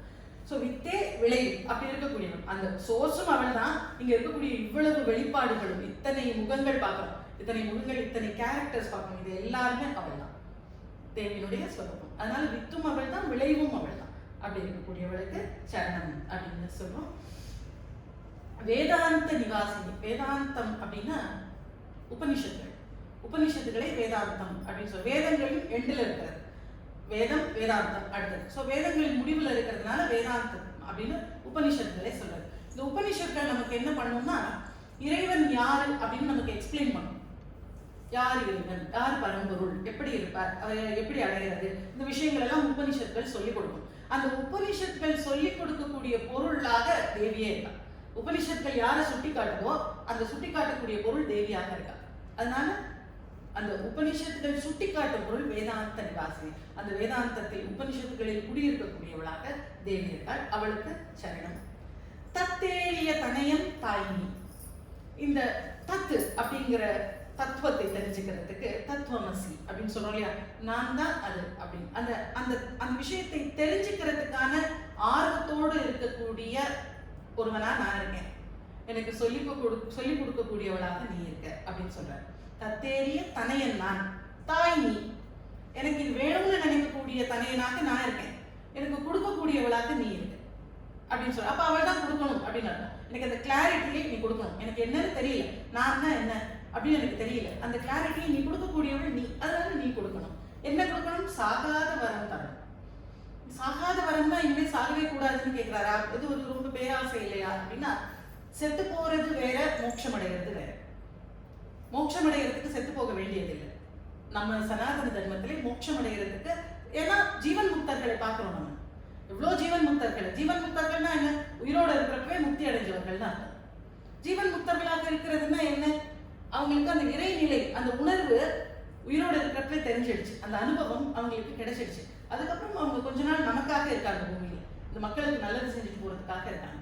ஸோ அங்க சாகாத வரம்னா என்னன்னா, எனக்கு இனி பிறவாத வரம் கொடுனா, இன்னொரு பிறவி எனக்கு வேண்டாம் அப்படிங்கிறது சாகாத வரம் தரவே வருவாய். மத்தேறு ததிக்கிணை வாழ்வடையன். ததினா தயிர். மத்தேறு ததி அப்படின்னா மத்து வச்சு கடையப்பட்ட தயிர். மத்து வச்சு கடையப்பட்ட தயிர் என்ன பண்ணும்? இப்போ கயிறு கட்டி இப்படி வச்சிருப்பாங்க. ஸோ இந்த பக்கம் இழுத்தா இந்த தயிர் எல்லாம் இந்த பக்கம் வரும், இந்த பக்கம் இழுத்தா இந்த தயிர் எல்லாம் இந்த பக்கம் வரும். ஸோ இப்படி இப்படி இழுக்க இழுக்க தயிர் அல்லாடும், இதுக்கும் அதுக்கும் இதுக்கும் அதுக்குமா. நம்ம வாழ்க்கை அப்படிப்பட்டதாக இருக்கு. அது எனக்கு வேணாம், எனக்கு சாகாத வரம் கொடுன்னு கேட்கிறாரு. அதாவது இன்பம் கொஞ்ச நாள், 2 நாள் சிரிச்சிட்டு இருப்போம், 3ஆவது நாள் உட்காந்து அழுதுட்டு இருப்போம், அப்புறம் 2 நாள் அழுவோம், அப்புறம் 1 நாள் சிரிப்போம். மொத்த வாழ்க்கை என்ன? அழுகை சிரிப்புன்னு எழுத சொன்னா நீங்க மொத்தம் உங்களுடைய 40 வருஷ வாழ்க்கை என்ன எழுதுங்க? அழுகை அழுகை அழுகை, சிரிப்பு சிரிப்பு சிரிப்பு, சிரிப்பு அழுகை, சிரிப்பு அழுகை, அவ்வளவுதான், முடிஞ்சு போச்சு. நம்ம இது 2 தான் பண்ணிட்டு இருந்தோம், இன்பம் துன்பம். இந்த 2க்கும் நடுவில் போட்டு அல்லாடு. அதனால என்ன ஆச்சு? நல்லது கெட்டது. சந்தோஷமா இருந்தப்ப எல்லாருக்கும் நல்லது செஞ்சோம், நமக்கு ஒரு கஷ்டம் வந்துட்டா எல்லாரையும் கடிச்சு துக்கணும். அப்போ நல்லது கெட்டது செஞ்சோம். ஸோ இந்த நல்லது கெட்டது, சந்தோஷம் துக்கம், இது 2க்கு நடுவுலயே அல்லாடி நல்ல கர்மா கெட்ட கர்மாவை சேர்த்துட்டோம். அதனால திரும்ப பிறந்தோம், திரும்ப இறந்தோம், திரும்ப பிறந்தோம், திரும்ப இருந்தோம். பிறப்பு இறப்புன்னு 2 கிடைச்சு. இன்பம் துன்பம், நல்லது கெட்டது, பிறப்பு இறப்பு எல்லாமும் நம்மள அலக்கழிக்குது, அந்த தயிர் மாதிரி. ஸோ அந்த அப்படிப்பட்ட வாழ்க்கை எனக்கு வேண்டாம். இது எல்லாத்தையும் சமநிலையாக இருந்து பார்க்கக்கூடிய ஒரு நிலை, ஒரு மகான்களுடைய நிலை. அதை கொடு, எனக்கு சாகாத வரம் கொடு அப்படின்னு கேட்கிறார். ததியுறு மத்தில் சுழலும் என் ஆவி அப்படின்னு அபிராமப்பட்டர் சொல்றார். இதே விஷயம் தான். அந்த ததினா தயிர், தயிர்ல சுழலக்கூடிய மத்தில இருக்கக்கூடிய மாதிரி என்னுடைய ஆவியை போட்டு இன்பம் துன்பம் பிறப்பு இறப்புன்னு அலக்கடிக்காத, இதை விட்டு வெளியில் எடுத்து போட்டுரு அப்படின்னு சொல்றாரு. ஸோ அப்படி மத்தேறு ததிக்கு இணையான இந்த வாழ்வு எனக்கு வேண்டாம் அப்படின்னு சொல்லி திரும்ப மாதா ஜெய்வோம் லலிதாம்பிகே அப்படின்னு சொல்றார். அடுத்த சக்கரம், இந்த லோ லெவல் சக்கராஸ்ல இருந்து நம்ம மேல வந்துட்டோம். இப்ப வந்து ஹிருதயத்துல இருக்கக்கூடிய சக்கரம், ஹிருதய மத்தியில் இந்த நெஞ்சு குழியில இருக்கக்கூடிய சக்கரம் அநாகதம். இந்த அநாகதத்துக்கு இந்த இடத்துல சிதம்பரம் தான் க்ஷேத்திரம், ஆகாச க்ஷேத்திரம், இதுதான் சிதம்பரம். அந்தி மயங்கிய வானவிதானம் அன்னிநடம் செய்யும் ஆனந்த மேடை, உதிக்கின்ற செங்கது உச்சி திலகம் உணர்வுடையோர் மதிக்கின்ற மாணிக்கம். அதே விஷயம் அந்த செக்கச்சிவேன்னு இருக்கக்கூடிய நிறம் சிந்தூராருண விக்கிரகம்னு சொன்னோம். அந்த நிறம் அந்த வானம் பூரா அந்த சாயங்கால நேரத்துல விரிஞ்சு இருக்கிறப்போ அது அது பூரா அன்னை தான் அங்க இருக்கா அப்படிங்கிற உணர்வை ஏற்படுத்துது. அந்த கலரை பார்த்தா சிந்தூராருண விக்கிரகம்னு தெரிஞ்ச எல்லாருக்கும் அந்த கலரை பார்த்த உடனே இதுதான் சிந்தூரம் இல்லை, இதுதான் தேவி இல்லை அப்படின்னு தோணுது. ஸோ அந்த அந்த அந்த வந்தி மயங்கிய வான விதானம்னா பூரைன்னு அர்த்தம். அந்த வானமானது நமக்கு அன்னையே அது பூரா நடனம் செய்யறா அப்படின்னு நமக்கு தோணுது. அப்படி இருக்கக்கூடியதாக இருக்கு. இந்த 2வது வரியில ஒரு அழகு பண்ணியிருப்பார். சிந்தை நிறம் பவளம் பொழி பார்வை. சிந்தை நிறம் பவளம் அப்படின்னா வெளியில ஒரு பெரிய சிகப்பை பார்த்துட்டு கண்ணை மூடினா உள்ளேயும் அப்படியே சிகப்பா விரிஞ்சிருக்கு. வெளியில தேவியினுடைய நடனத்தை பார்த்தோம், கண்ணை மூடினா உள்ளுக்குள்ளேயும் தேவி விரியறா. அது சிந்தை நிறம் பவளம். சிந்தை நிரம்ப வளம் பொழி அப்படி பிரிக்கலாம்.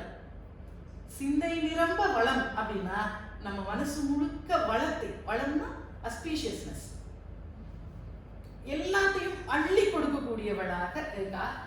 அப்படி கொடுத்தவள் என்ன செஞ்சா அப்படின்னா தேன் பொழிலாம் இது செய்தவள். காடு மாதிரி இருந்தது, அந்த வனம் மாதிரி இருந்ததை பொழிலாக மாத்திட்டா. நம்மளுடைய மனசு, எண்ணங்கள், செயல்கள் என்னென்னவோ காடு எப்படி இருக்கு, ஒரு ஆர்கனைஸ்டாவா வளர்ந்துருக்கு. வரிசையா நடந்து போறதுக்கு வழி விட்டு, மிருகங்கள்லாம் நடந்து போறதுக்கு வழி, பாம்பு போறதுக்கு வழி, அதெல்லாம் விட்டு கரெக்டா மரங்கள் முளைச்சிருக்கா என்ன, அது பாட்டுக்கு கண்ணாபின்னா முளைச்சிருக்கு. நாம இங்க பார்க்ல பாக்குறோம், அவங்க சொல்ற அளவுக்கு தான் ஹைட் வளருது, அவங்க சொல்ற அளவுக்கு தான் இங்க இருக்கக்கூடிய செடிகள் வளருது. இங்க பூக்கணும்னா பூக்குது, அங்க பூக்க கூடாதுன்னா பூக்க மாட்டேங்குது. அது ஒரு ஆர்கனைஸ்டா இருக்கு. சோ இந்த வனமாக இருந்த என்னுடைய மனசை பொழிலாக பண்ணிட்டா. கனாபிதான் தோணிட்டு இருந்துச்சு. இப்போ ஒரு தோற்றம், ஒரு எண்ணம் வர்றப்பவே இது தப்பு இல்லையா, இது இறைவனுக்கு பிடிக்காது, நாம என்ன செய்யணும் அப்படின்னு தோணுது. உடனே நம்ம கரெக்ட் ஆயிடும். ஸோ இந்த வனமாக இருந்த மனசை இந்த இறை நினைப்பு, இறை உணர்வு என்ன பண்ணிடுதுன்னா பதமாக்கி ஒரு பொழிலாக ஆகிடுது. நம்ம ஒரு ஒரு பார்க் மாதிரி ஆகிடுது. அப்போ என்ன ஆயிடுச்சு, கண்ணா அப்படின்னா எதுவும் இருக்காது, நம்ம நீட்டா எல்லாம் இருக்கும், நம்ம வாழ்க்கையை அவ்வளோ சீராக ஆயிடுச்சு. அப்படி பண்ணது யாரு, அந்த தேவி தானே அப்படின்னு சொல்றாரு. தேன் பொழிலாம் இது செய்தவள் யாரும். அந்த பொழிலாக, வனமாக இருந்ததை பொழிலாக செஞ்சது, பொழில்னா ஒரு சோலைன்னு அர்த்தம், அது மேன்மேட், அந்த மாதிரி செஞ்சது யாரு அப்படின்னு. தானாக வளர்ந்ததாக இல்லாம நாம ஆர்கனைஸ்டா பண்ணதா செஞ்சது யாரு அப்படின்னு கேட்பாரு. இந்த அடுத்த வரையிலையும் ஒரு வித்தியாசம் பண்ணியிருப்பார். எந்த இடத்தும் மனத்தும் இருப்பாள். அவள் எங்க இருப்பாள்னா எந்த இடத்தும், எல்லா இடத்துலையும் இருப்பாள், மனத்தும் இருப்பாள். அவங்களுடைய மனசுக்குள்ளேயும் அவள் இருப்பாள். மனசாட்சின்னு நம்ம இறைவனத்தை சொல்லுவோம். ஸோ நமக்குள்ள சாட்சியாக இருந்து நம்ம செய்யற ஒவ்வொன்றையும் பார்த்துட்டு இருக்காரு. ஸோ எந்த இடத்தும் இருப்பாள், என்னுடைய மனசுக்குள்ளேயும் எல்லாருடைய மனசுக்குள்ளேயும் இருப்பாள். இப்படி ஒரு அர்த்தம். அந்த தைன்னு போட்டீங்கன்னு வச்சுக்கோங்க, எந்த இடத்தும் மனத்தும் இருப்பாள். எந்தைனா என் தந்தைன்னு அர்த்தம், சிவபெருமான். எந்த இடத்தும், எந்தையினுடைய இடப்பக்கத்தில் இருப்பாள். எந்த இடத்தும் மனத்தும் இருப்பாள். அவருடைய இடப்பக்கத்திலையும் அவருக்கு உள்ளேயும் இருக்கா, அவருக்குள்ளேயே இருக்கா, அவரை இயக்கக்கூடியவளாக இருக்கா. பராசக்தி தான் சிவசக்தியா யுக்தோ என்பதை சக்த பிரபவித்தும், நகரக்கூட முடியாதவரால அப்படின்னு சொல்றாங்க. ஸோ அவருக்குள்ள சக்தியாக இருந்து நிகழ்த்துறா எல்லாத்தையும். ஸோ எந்த இடத்திலும் இருப்பாள், அவருடைய மனத்திலும் இருப்பாள். எந்த இடத்தும் மனத்தும் இருப்பாள். எண்ணுபவர்க்கு எண்ணம் மிகுந்தாள், அருள் எண்ணம் மிகுந்தாள். நீங்க ஒரு நிமிஷம் மனசுல நினைப்பீங்களா, நினைச்சா உங்களுக்கு அனுகிரகம் பண்ணலாமே காத்திருக்கா. நாம தான் நினைக்கிறது இல்லை. இந்த பிள்ளைங்க நம்மள நினைச்சிட்டாரா, நம்ம நினைச்சா நம்ம அனுகிரகம் பண்ணிடலாமே இவங்களுக்கு அப்படின்னு அருள் எண்ணம் மிகுந்தாள். அந்த அருள் செய்யணுங்கிற அந்த எண்ணத்தோட காத்திருக்கா. ஆனா நாம அவகிட்ட போறதே இல்லை. அவகிட்ட போயிட்டா உடனே பண்ணிடலாம் அப்படின்னு சொல்லி. ஏன்னா அருள் எண்ணத்தை மிகுந்து வச்சிருக்கா மனசுக்குள்ள. அதனால எண்ணுபவருக்கு தான், நினைச்சாதான். சும்மாவே உங்களுக்கு கொண்டு வந்துருவாங்க, கொடுக்க மாட்டான். நினைக்கணும், அதுக்காக அவள் மேல அன்பு வைக்கணும், அது பக்தியாக மாறணும். அப்போதான் அவள் செய்வாள். எண்ணுபவருக்கு எண்ணம் மிகுந்தாள், அருள் எண்ணம் மிகுந்தாள்.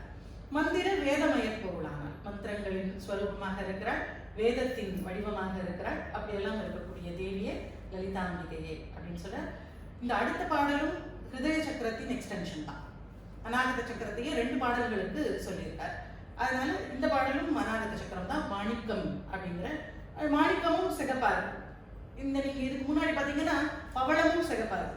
ஸோ இந்த 2 சிகப்பையும் அநாகதத்துக்கே கொண்டு வந்துட்டார், அநாகத சக்கரத்துக்கு கொண்டு வந்துட்டார்.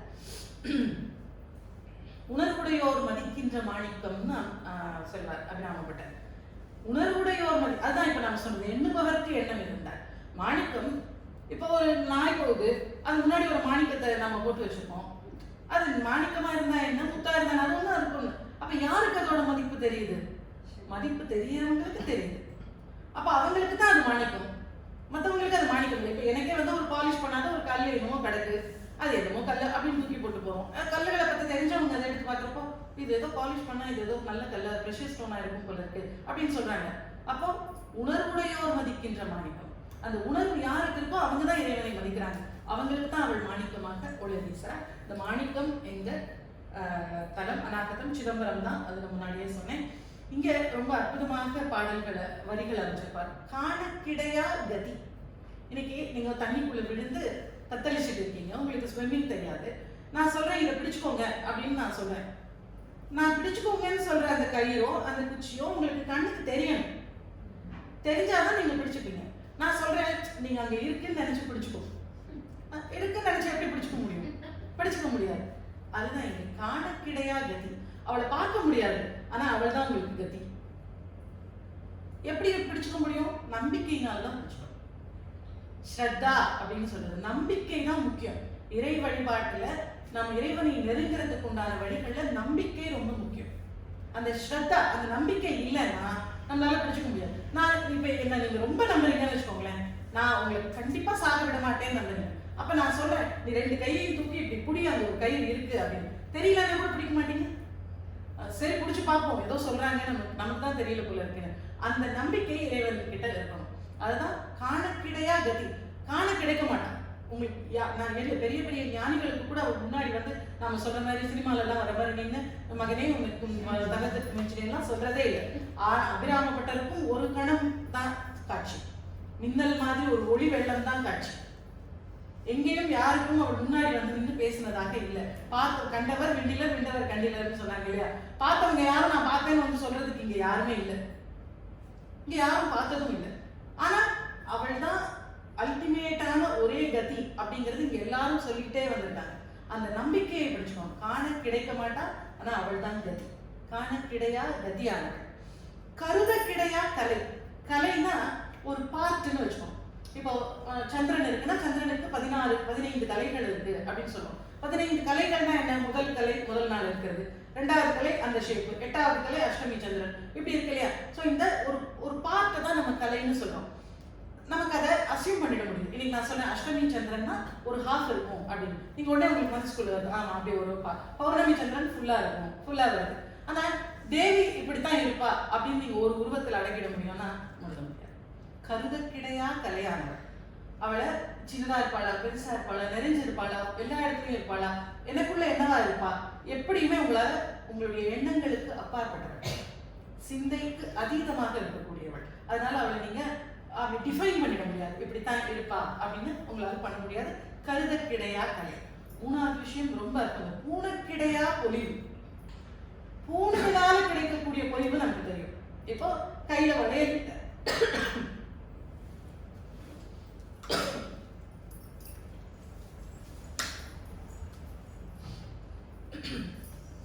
கையில வளையல் இல்லை, வளையலை எடுத்து கையில பூணுதல்னா போட்டுக்கிறது, எடுத்து போட்டுக்கிறோம். அதனால ஒரு நல்லா இருக்கு. இது பூனை கிடைத்த பொலிவு, அதாவது எடுத்து போட்டுட்டதுனால கிடைச்ச பொலிவு. பூனை கிடையா பொலிவு எது? நம்ம இன்னைக்கு நம்ம எல்லாருடைய முகத்திலையும் இருக்கிறது தான் பூனை கிடையா பொலிவு. இன்னைக்கு உயிரோடு இருக்கும், உள்ள நமக்குள்ள ஒரு சைத்தன்யம் இருக்கு, அது இருக்கிறதுனால நம்ம முகம் ஒளி வீசிட்டு இருக்கு, இப்படி உயிரோடு இருக்கும். இந்த உயிரை நீங்க எடுத்து உள்ள வச்சுக்கிட்டீங்களா அழகா இருக்கணும்னு? இல்ல. இது இப்ப பேசிட்டு இருக்கிறப்ப திடீர்னு எஞ்சி இதுக்குள்ள இருக்கக்கூடிய சைத்தன்யம் வெளியில போயிடுச்சு, என்ன ஆகும்? முகத்துல பொலிவு இருக்குமா? அதுக்கப்புறம் பொலிவு எங்க இருந்து வந்துச்சு? உள்ள அவள் சைத்தன்யமாக இருக்கிறதுனால அந்த பொலிவு வந்துச்சு. அவள் வெளியில போயிட்டா அந்த சைத்தன்யம் உயிர் வெளியில போயிடும். அவள் அந்த சைத்தன்யம் வெளியில போறப்போ இது வெறும் சவம், முகத்துல மரணக்கலை வந்துருச்சு. அந்த நம்ம நிறைய பேரை பார்த்தா சொல்லுவோம், அவங்க இறந்து போனவங்களை பார்த்துட்டு அவங்க இறந்து போன மாதிரியே இல்லை, அப்படியே படுத்து தூங்கிட்டு இருக்கிற மாதிரியே இருக்கு அப்படின்னு சொல்லுவாங்க. அதாவது அது கொஞ்சம் எக்ஸ்ட்ராவா சொல்றதுதான் வச்சுக்கோங்க. ஆனா இறந்து போன மாதிரி தான் இருப்பாங்க, இறந்து போனா உயிரோட இருக்கிற மாதிரி இருக்க மாட்டாங்க. இறந்து போனதுக்கு அப்புறமா அப்படியே சிரிச்சோம் அப்படியே தான் இருந்தாங்க அப்படின்னு சொல்றது என்னன்னா, அப்படி இருக்க முடியாது. அந்த பொலிவுங்கிறது அந்த சைத்தன்யத்தோட சேர்ந்து வெளியில போயிடும். அந்த பொலிவை நாம எடுத்து போட்டுக்கிட்டோமா வளையல் மாதிரி போட முடியுமா? ஒரு நாள் அந்த சைத்தன்யம் வெளியில போறேன்னு சொல்லுது, இல்ல இன்னைக்கு ஒரே ஒரு ஃபங்க்ஷன் அட்டன் பண்ணணும், இன்னைக்கு மட்டும் இரு அப்படின்னு சொன்னா இருக்க முடியுமா? பூனக்கிடையா பொலிவுங்கிறது அந்த சைத்தன்யம் அது விருப்பப்பட்டு நமக்குள்ள இருக்கு. எவ்வளவு நேரம் இருக்கும்னு தெரியாது, எந்த மூச்சு கடைசி மூச்சுன்னு நமக்கு தெரியாது. ஸோ அதுதான் பூனக்கிடையா பொலிவு. நமக்கு அந்த பொலிவை அவள் உள்ள இருந்து கொடுத்துட்டே இருக்கா. எனக்கோ ஒரு நாள் போதும் வெளியில போயிட்டான், அன்னைக்கு நம்மளால இன்னொரு எக்ஸ்ட்ரா அரை மணி நேரம் ஒரு நிமிஷம் கூட எக்ஸ்ட்ரா பண்ண முடியாது. பூனக்கிடையா பொலிவுங்கிறது அவள் சைத்தன்யமாக நமக்குள்ள இருக்கிறது. பூனக்கிடையா பொலிவு. புனையக்கிடையா புதுமைன்னா இது ஒரு ரொம்ப அற்புதமான விஷயம். இன்னைக்கு ஒரு ஐபோன் 14 வந்திருக்குன்னு வச்சுக்கோங்களேன், அதை பத்தி நீங்க ஏதாவது எழுதுங்க அப்படின்னு சொல்லுங்க.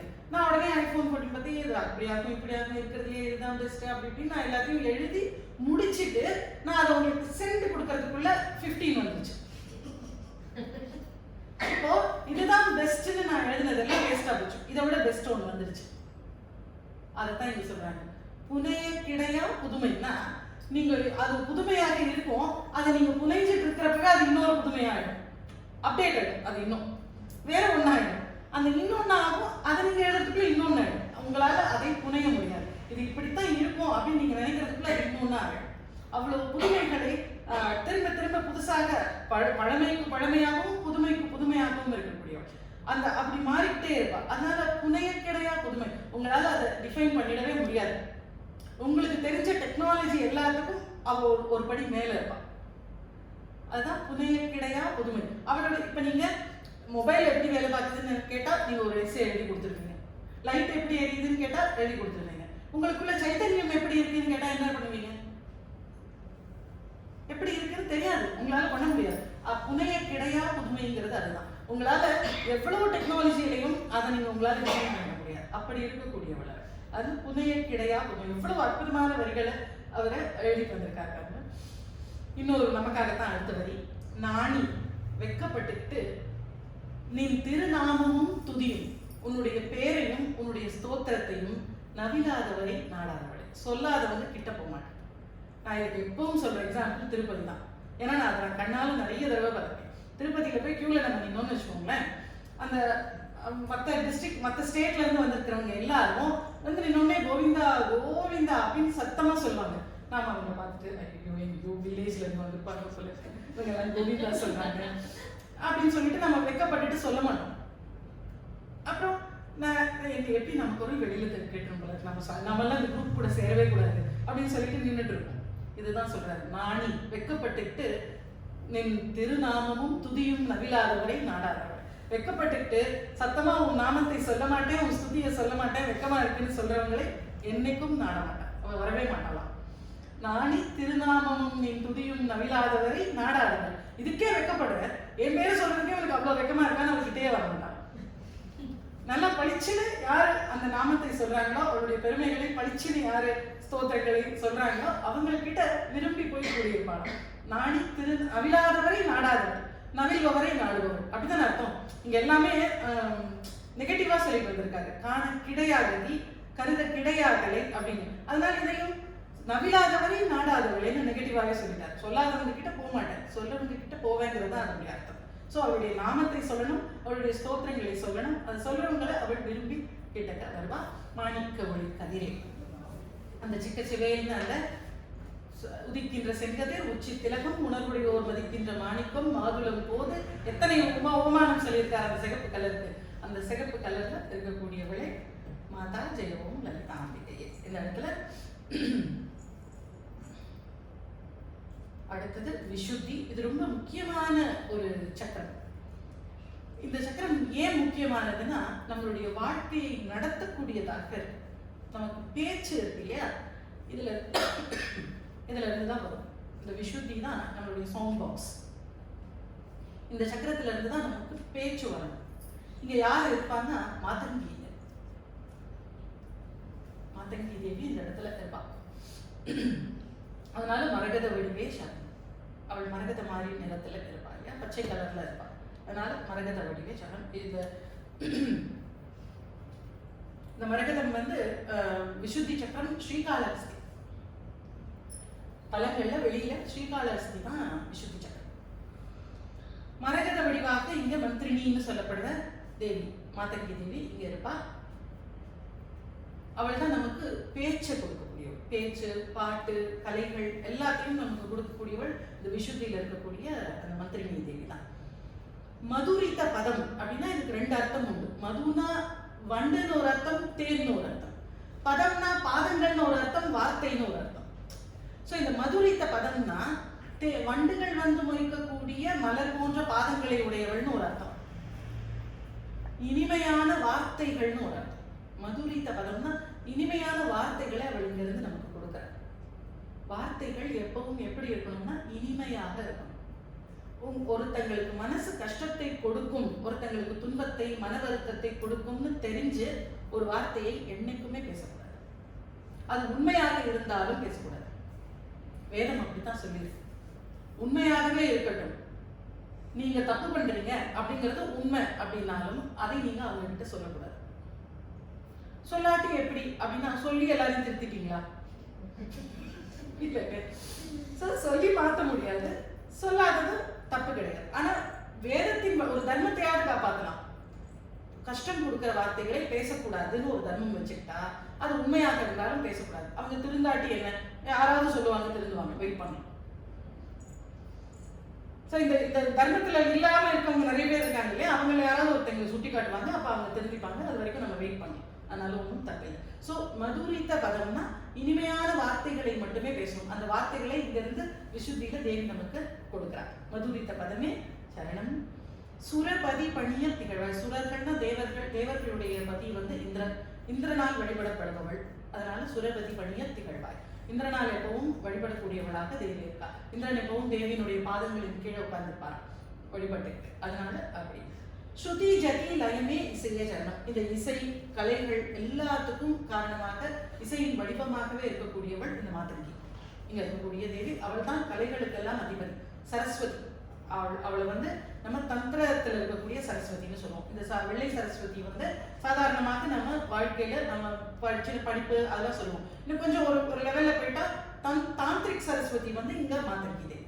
இந்த தந்திர வழிபாடுகள்ல சரஸ்வதியாக இருந்து வாக்தேவதையாக இருந்து எல்லாத்தையும் நடத்தக்கூடியவள் அவள். ஸோ அவள் இங்க விசுத்தியில இருக்கா. இந்த இடத்துல என்னன்னா, இந்த இடத்தோட நமக்கு இந்த சத்சங்கங்கள்லாம் முடிஞ்சுபடும். சத்சங்கத்துல என்ன பண்றோம், கூடி இறைவனை பற்றி பேசுறோம். கூடி இறைவனை பற்றி பேசுறோமே, அது சரியா அப்படின்னா, பேசி பேசி புரிஞ்சுக்க முடியாத ஒரு பொருளை பற்றி பேசி பேசி தேஞ்சு போகும் அப்படின்னு சொல்லுவாங்க. நான் எவ்வளவு பேசினாலும் நீங்கள் உணரணும்னா உங்களுக்கு பக்தி வரணும், நீங்க அந்த வழியில போகணும், அப்பதான் உணர முடியும். கதை எவ்வளவு நேரம் வேணாலும் கதைகளை கேட்டு ஒரு பிரயோஜனமும் இருக்காது. ஆனாலும் ஏன் கேட்கணும் அப்படின்னா, சத்சங்கத்துக்குள்ள வந்தாதான் அந்த நாணம் போகும். அந்த நாணி திருநாமமும் நின்றுதியும் நவிலாதவரைன்னு பார்த்தோமே, அந்த வெட்கம் எப்ப போகும்னா சத்சங்கத்துக்குள்ள போனாதான் போகும். சத்சங்கத்துல எல்லாரும் வாய் விட்டு நாமத்தை சொல்றப்போ நமக்கு அந்த கூச்சம் விட்டு நாம சொல்ல ஆரம்பிப்போம். அதுக்காக அந்த அடியார்கள் கூட்டத்தோட போய் சேரணும். அந்த அடியார்கள் கூட்டத்தோட சேர்ந்துட்டு என்ன பண்ணணும்னா, எனக்கு சொல்லுவாங்க, இது வரைக்கும் நான் ஆன்லைன் செஷன்ஸ் தான் எல்லாமே எடுத்துட்டு. ஆன்லைன் செஷன் எடுத்துட்டு இருக்கிறப்ப என்ன கேட்பாங்க, நீங்க நம்ம எல்லாரும் வெளியில மீட் பண்ணலாமா ஒரு இடத்துல அப்படின்னு கேட்பாங்க. சத்சங்கம் தான், அந்த சத்சங்கம் தான் மீட் பண்ணாமலே அவங்க வீட்டுல நிம்மதியா நடந்துட்டு தானே இருக்கு ஆன்லைன்ல. அப்புறம் எதுக்கு ஒரு தடவை மீட் பண்றாங்கன்னா, மீட் பண்ணி என்ன பண்ணுவாங்க, எல்லாரை பத்தியும் விசாரிச்சுட்டு அப்புறம் ஒரு 4 கேங் ஃபார்ம் பண்ணிட்டு அதுக்கப்புறம் அதுல ஒரு சண்டை போட்டுக்கிட்டு ஒருத்தங்க பத்தி ஒருத்தங்க குறை சொல்லிட்டு இதுல ஒரு பொழுத போக்கிட்டு இருப்பாங்க. யாரும் எங்கேயும் மீட்டே பண்ண வேணாம்னு சொல்லுவேன் நான். கிளாஸஸ் ஆன்லைன்ல நிம்மதியா போயிட்டு இருக்குல்ல, இப்படியே போட்டு நீங்க யாரும் ஒருத்தங்க மீட் பண்ணவே வேண்டாம் அப்படின்னு சொல்லுவேன். ஸோ இங்க அந்த சத்சங்கம்ங்கிறது கூடி இறைவனை பற்றி பேசி பிரிஞ்சு போறது. இறைவனை பத்தி 1 மணி நேரம் பேசிட்டு அதுக்கப்புறம் 2 மணி நேரம் உலக விஷயங்கள் பேசிட்டு பிரியறது கிடையாது. இன்னும் 2 மணி நேரம் இருக்குன்னா 3 மணி நேரமும் இறைவனை பத்தி பேசிட்டு தான் பிரியணும். அதுதான் சத்சங்கம். ஸோ இந்த சத்சங்கத்துல நிறைய பெனிஃபிட்ஸ் உண்டு. ஆனா இந்த சத்சங்கம் நம்மளை எங்க கொண்டு போகணும்னா, இந்த குரூப்பா இருக்கிறதுல இருந்து தனியாக இருக்கிறதுக்கு கொண்டு போகணும். சத்சங்கத்வே நிசங்கத்துவம், நிசங்கத்வே நிர்மோகத்துவம். ஸோ நம்மளை அடுத்த லெவலுக்கு கொண்டு போகணும். எப்போ பார்த்தாலும் கூடி கூடி பஜனை பண்றது ஜாலியா இருக்கு. எல்லாரும் இன்னைக்கு அவங்க வீட்டுக்கு போய் மிக்சர் சாப்பிட்டு பஜனை பண்ணுவோம், திரும்ப எல்லாரும் அங்க இருந்து இன்னொரு வீட்டுக்கு போய் பஜனை பண்ணுவோம்னா இது என்ன ஒரு முடிவுக்கே இது கிடையாது. திரும்ப கூடி கூடி எல்லாரும் பொழுத போக்கிட்டே இருக்கிறதுல போயிடும். இது ஒரு ஸ்டேஜ்ல இதை தாண்டி தனியாக ஜபத்தபங்கள் பண்றது, பூஜைகள் பண்றது, நாம முன்னேறதுக்கு என்ன தியானம் பண்றது. ஸோ அதுக்கு மூவ் ஆகிறப்போ கூட்டம் தேவையில்லை. ஸோ இந்த விசுத்தி சக்கரத்தோட நமக்கு சத்சங்கம் முடிஞ்சிடும். இதுக்கு மேல போயிட்டா இறை தரிசனம் தான். அங்க இனிமே கூட்டம் கிடையாது. இதுக்கப்புறம் ஞானிகள் பேச மாட்டாங்க. இதோட சத்சங்கம் முடிஞ்சிடும், இதோட பேச்சு முடியுது. அதனால ஹரஹர சிவ என்ற அடியவர் குழுமுதல் இதுதான். இங்க எல்லாம் குழுமி நாம சங்கீர்த்தனம் பண்ணி, பாட்டு பாடி, டான்ஸ் ஆடி, இறைவனை பத்தி பேசி, பிரவச்சனங்கள் பண்ணி, எல்லாம் பண்ணி இங்க முடிச்சுட்டு தியானம் பண்ணி இங்க தரிசனத்தை பண்ணிட்டு போயிட வேண்டியதான். அதுக்கப்புறம் பேச்சு கிடையாது. ஆனா சில முக்கியமான ஞானிகள், இப்போ ராமகிருஷ்ண பரமஹம்சர் மாதிரி, சாரதாதேவி மாதிரி, பகவான் ஸ்ரீ ரமணர் மாதிரி, மாதேவா மாதிரி இருக்கக்கூடியவங்க விசுத்தியை தாண்டினதுக்கு அப்புறமும், இறை தரிசனம் கிடைச்சதுக்கு அப்புறமும், உலக நன்மைக்காக பேசணுங்கிறதுக்காக அந்த சக்தியை திரும்ப விசுத்திக்கு கொண்டு வந்து வச்சுக்கிட்டு இந்த உலகத்துல வாழ்ந்துட்டு இருப்பாங்க. அவங்களுக்கு பேச்சு தேவையில்லை, ஆனா நமக்காக பேசுவாங்க. நமக்கு சில விஷயங்களை சொல்லணுங்கிறதுக்காக தேவி அவங்கள ஸ்டில் பேசட்டும் அப்படின்னு அங்க இருந்து திரும்பவும் இங்க கொண்டு வந்து வச்சிருப்பாங்க. அவங்க நிசங்கத்துவத்தை அடைஞ்சவங்க, ஆனா நமக்காக சத்சங்கத்துல இருப்பாங்க.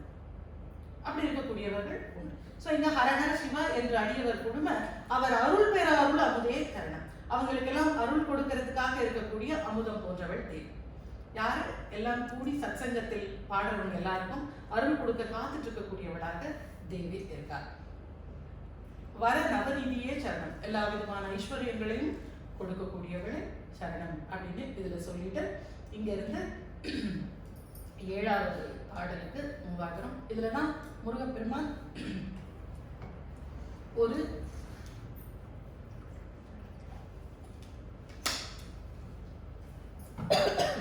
தான் எழுதினதுக்கு ஒரு குறிப்பு வச்சிருக்கார். முதல் வார்த்தையே பூமேவிய நான் புரியும் செயல்கள். ஈஸ்வரனுடைய நெற்றிக்கண்ணிலிருந்து உருவான அந்த பொறிகளை அக்னி தேவன் சுமந்து வந்து கங்கையிடம் கொடுத்த, கங்கை கொண்டு வந்து சரவண பொய்கையில போட்டப்போ 6 தாமரை மலர்கள்ல ஏற்றப்பட்டவர். பூ மேவிய நான், அந்த பூவில் மேவிய நான், அந்த 6 தாமரை மலர்களில் தவழ்ந்த நான் புரியும் செயல்கள் அப்படின்னு இந்த இடத்துல இறைவன் தன்னுடைய பிறவி விஷயத்தை, அந்த அந்த சரவண பொய்கையில் நடந்த விஷயத்தை ஒரு வார்த்தையில ஒரு கோடிட்டு காமிக்கிறார். அந்த இறைவன் இதை செஞ்சாங்க. ஸோ இதை நாம எப்படி பொருள் எடுத்துக்கணும்னா, பூமியில இந்த பூமியில் பிறந்த நான், இந்த பூமியில் வந்து பிறந்த நான் புரியும் செயல்கள், நான் செய்யக்கூடிய வேலைகள் எல்லாம் என்ன ஆகும்னா, செயல்கள் குன்றாது பயன் குன்றாத வரணும். 2 கேட்கிறார் அட் டைம்ல. செயல்கள் பொன்றக்கூடாது, பயன் குன்றக்கூடாது. குன்றுதல்ல குறைதல், பொன்றுதல்ல தேஞ்சு போடுது. எப்படி தேயும்? செயல்கள் ஒன்றாது அப்படின்னா நான் எப்பவும் செயல் புரிஞ்சுக்கிட்டே இருக்கணும், செயல்பட்டுக்கிட்டே இருக்கணும், ஐடலா இருக்கக்கூடாது. நான் பேசாம, அதாவது செயல்கள் பண்ணாம சும்மா இருக்கிறதை இறைவன் அனுமதிக்கிறது இல்லை. அப்படி இருக்கிறவங்களுக்கு அனுகிரகம் கிடைக்காது. நான் அந்த குருவி கதையை நிறைய தடவை சொல்லியிருக்கேன். குருவி உழைக்கணும், உழைச்சா அந்த உழைப்பை பார்த்துட்டு அதனுடைய தகுதிக்கு மீறின பலன்களை கொடுப்பார். ஆனா குருவி சும்மா உட்கார்ந்துட்டு இருந்தா கொடுக்க மாட்டார். ஸோ இங்க செயல்கள் குன்றாதுன்னா நான் ஏதாவது செயல்ல ஈடுபட்டுக்கிட்டே இருக்கணும், நான் ஏதாவது காரியங்களை பண்ணிக்கிட்டே இருக்கணும். அதனுடைய அது செஞ்சுக்கிட்டே இருந்தா என்ன ஆகும்? அதனுடைய பலன்கள் கிடைக்கணும்னா அது அவளுடைய பொருள். என்னுடைய செயல்கள் ஒன்றாம பார்த்துக்கோ, அதுக்கு உண்டான பலன்களை கொடுத்துக்கிட்டே இருக்கும். நான் பலன்களையே நினைச்சு செய்ய முடியாது. இப்போ நான் இன்னைக்கு உங்களுக்கு ஒரு ஹெல்ப் பண்ணேன்னா நாளைக்கு உங்ககிட்ட இருந்தே அதுக்கு எனக்கு ஹெல்ப் வராது, வேற யாரும் எங்கேயும் செய்வாங்க. உங்ககிட்ட நான் ஒரு ஹெல்ப் வாங்கிக்கிட்டேன்னா அதை கண்டிப்பா உங்களுக்கே செய்யணும்னு அவசியம் கிடையாது. இது எங்கேயோ யாருக்கோ செய்வேன். நாம இப்படி முன்னப்போ ஒருத்தங்க நமக்கு செஞ்சாங்க இல்லையா, நாம இவங்களுக்கு செய்யணும் அப்படின்னு நான் எங்கேயோ யாருக்கோ செய்வேன். எல்லா இடத்துலையும் இப்போ வேலை பார்க்குற இடத்துல நிறைய பேர் ஒரு அப்ரிசியேஷன் இல்லை அப்படின்னு சொல்லுவாங்க.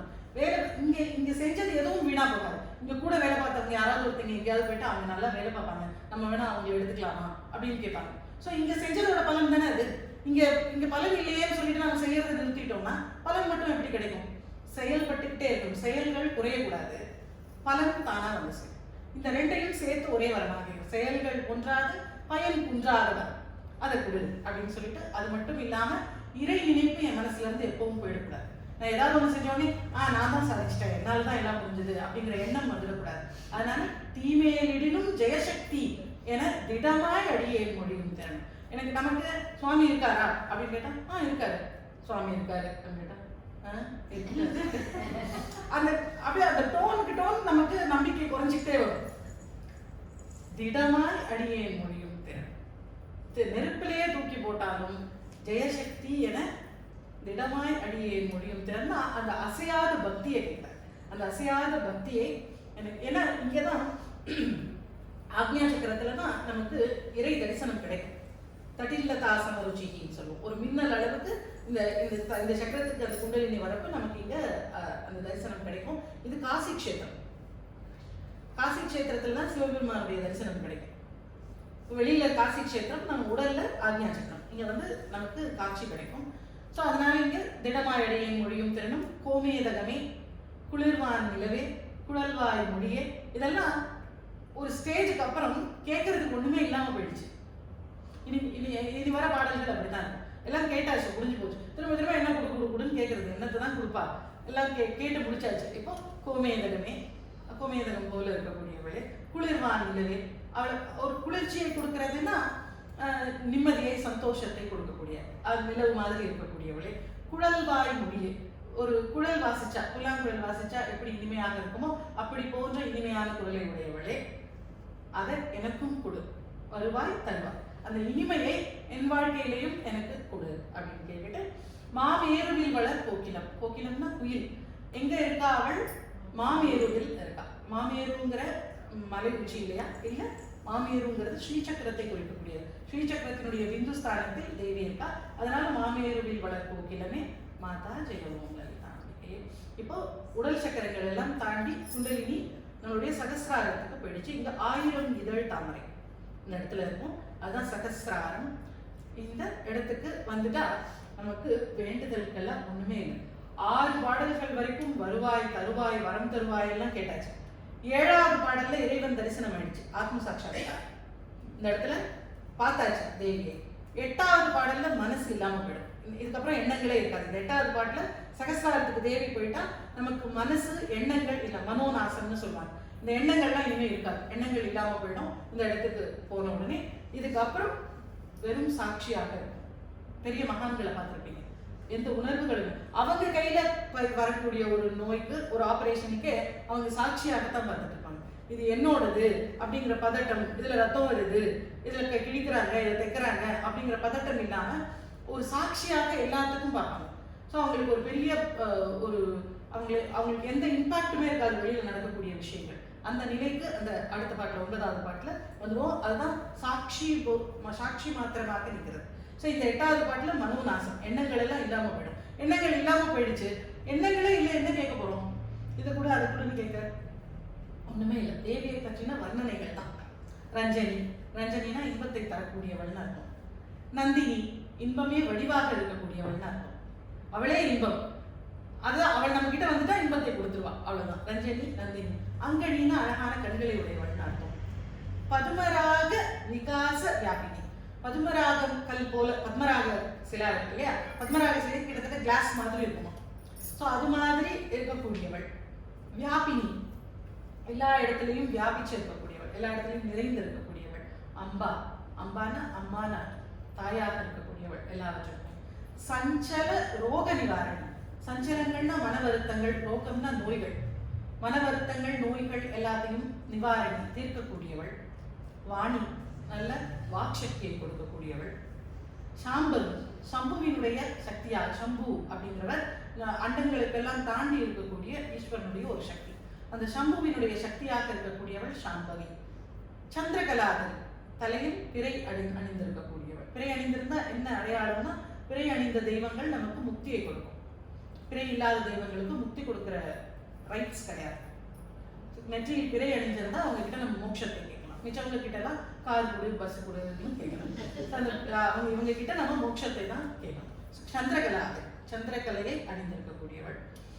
அஞ்சனமேனி, இந்த இடத்துல மகாகாளியாக தேவியை சொல்றார். அஞ்சனமேனினா கருத்த உடலோடு இருக்கக்கூடியவள், மகாகாளி ஸ்வரூபமாக சொல்கிறார். அலங்கிருத்த பூரணி, சர்வ அலங்கார பூஷிதையாக இருக்கக்கூடிய எல்லா விதமான அலங்காரங்களோடு இருக்கக்கூடியவளாக இருக்கிறாள்.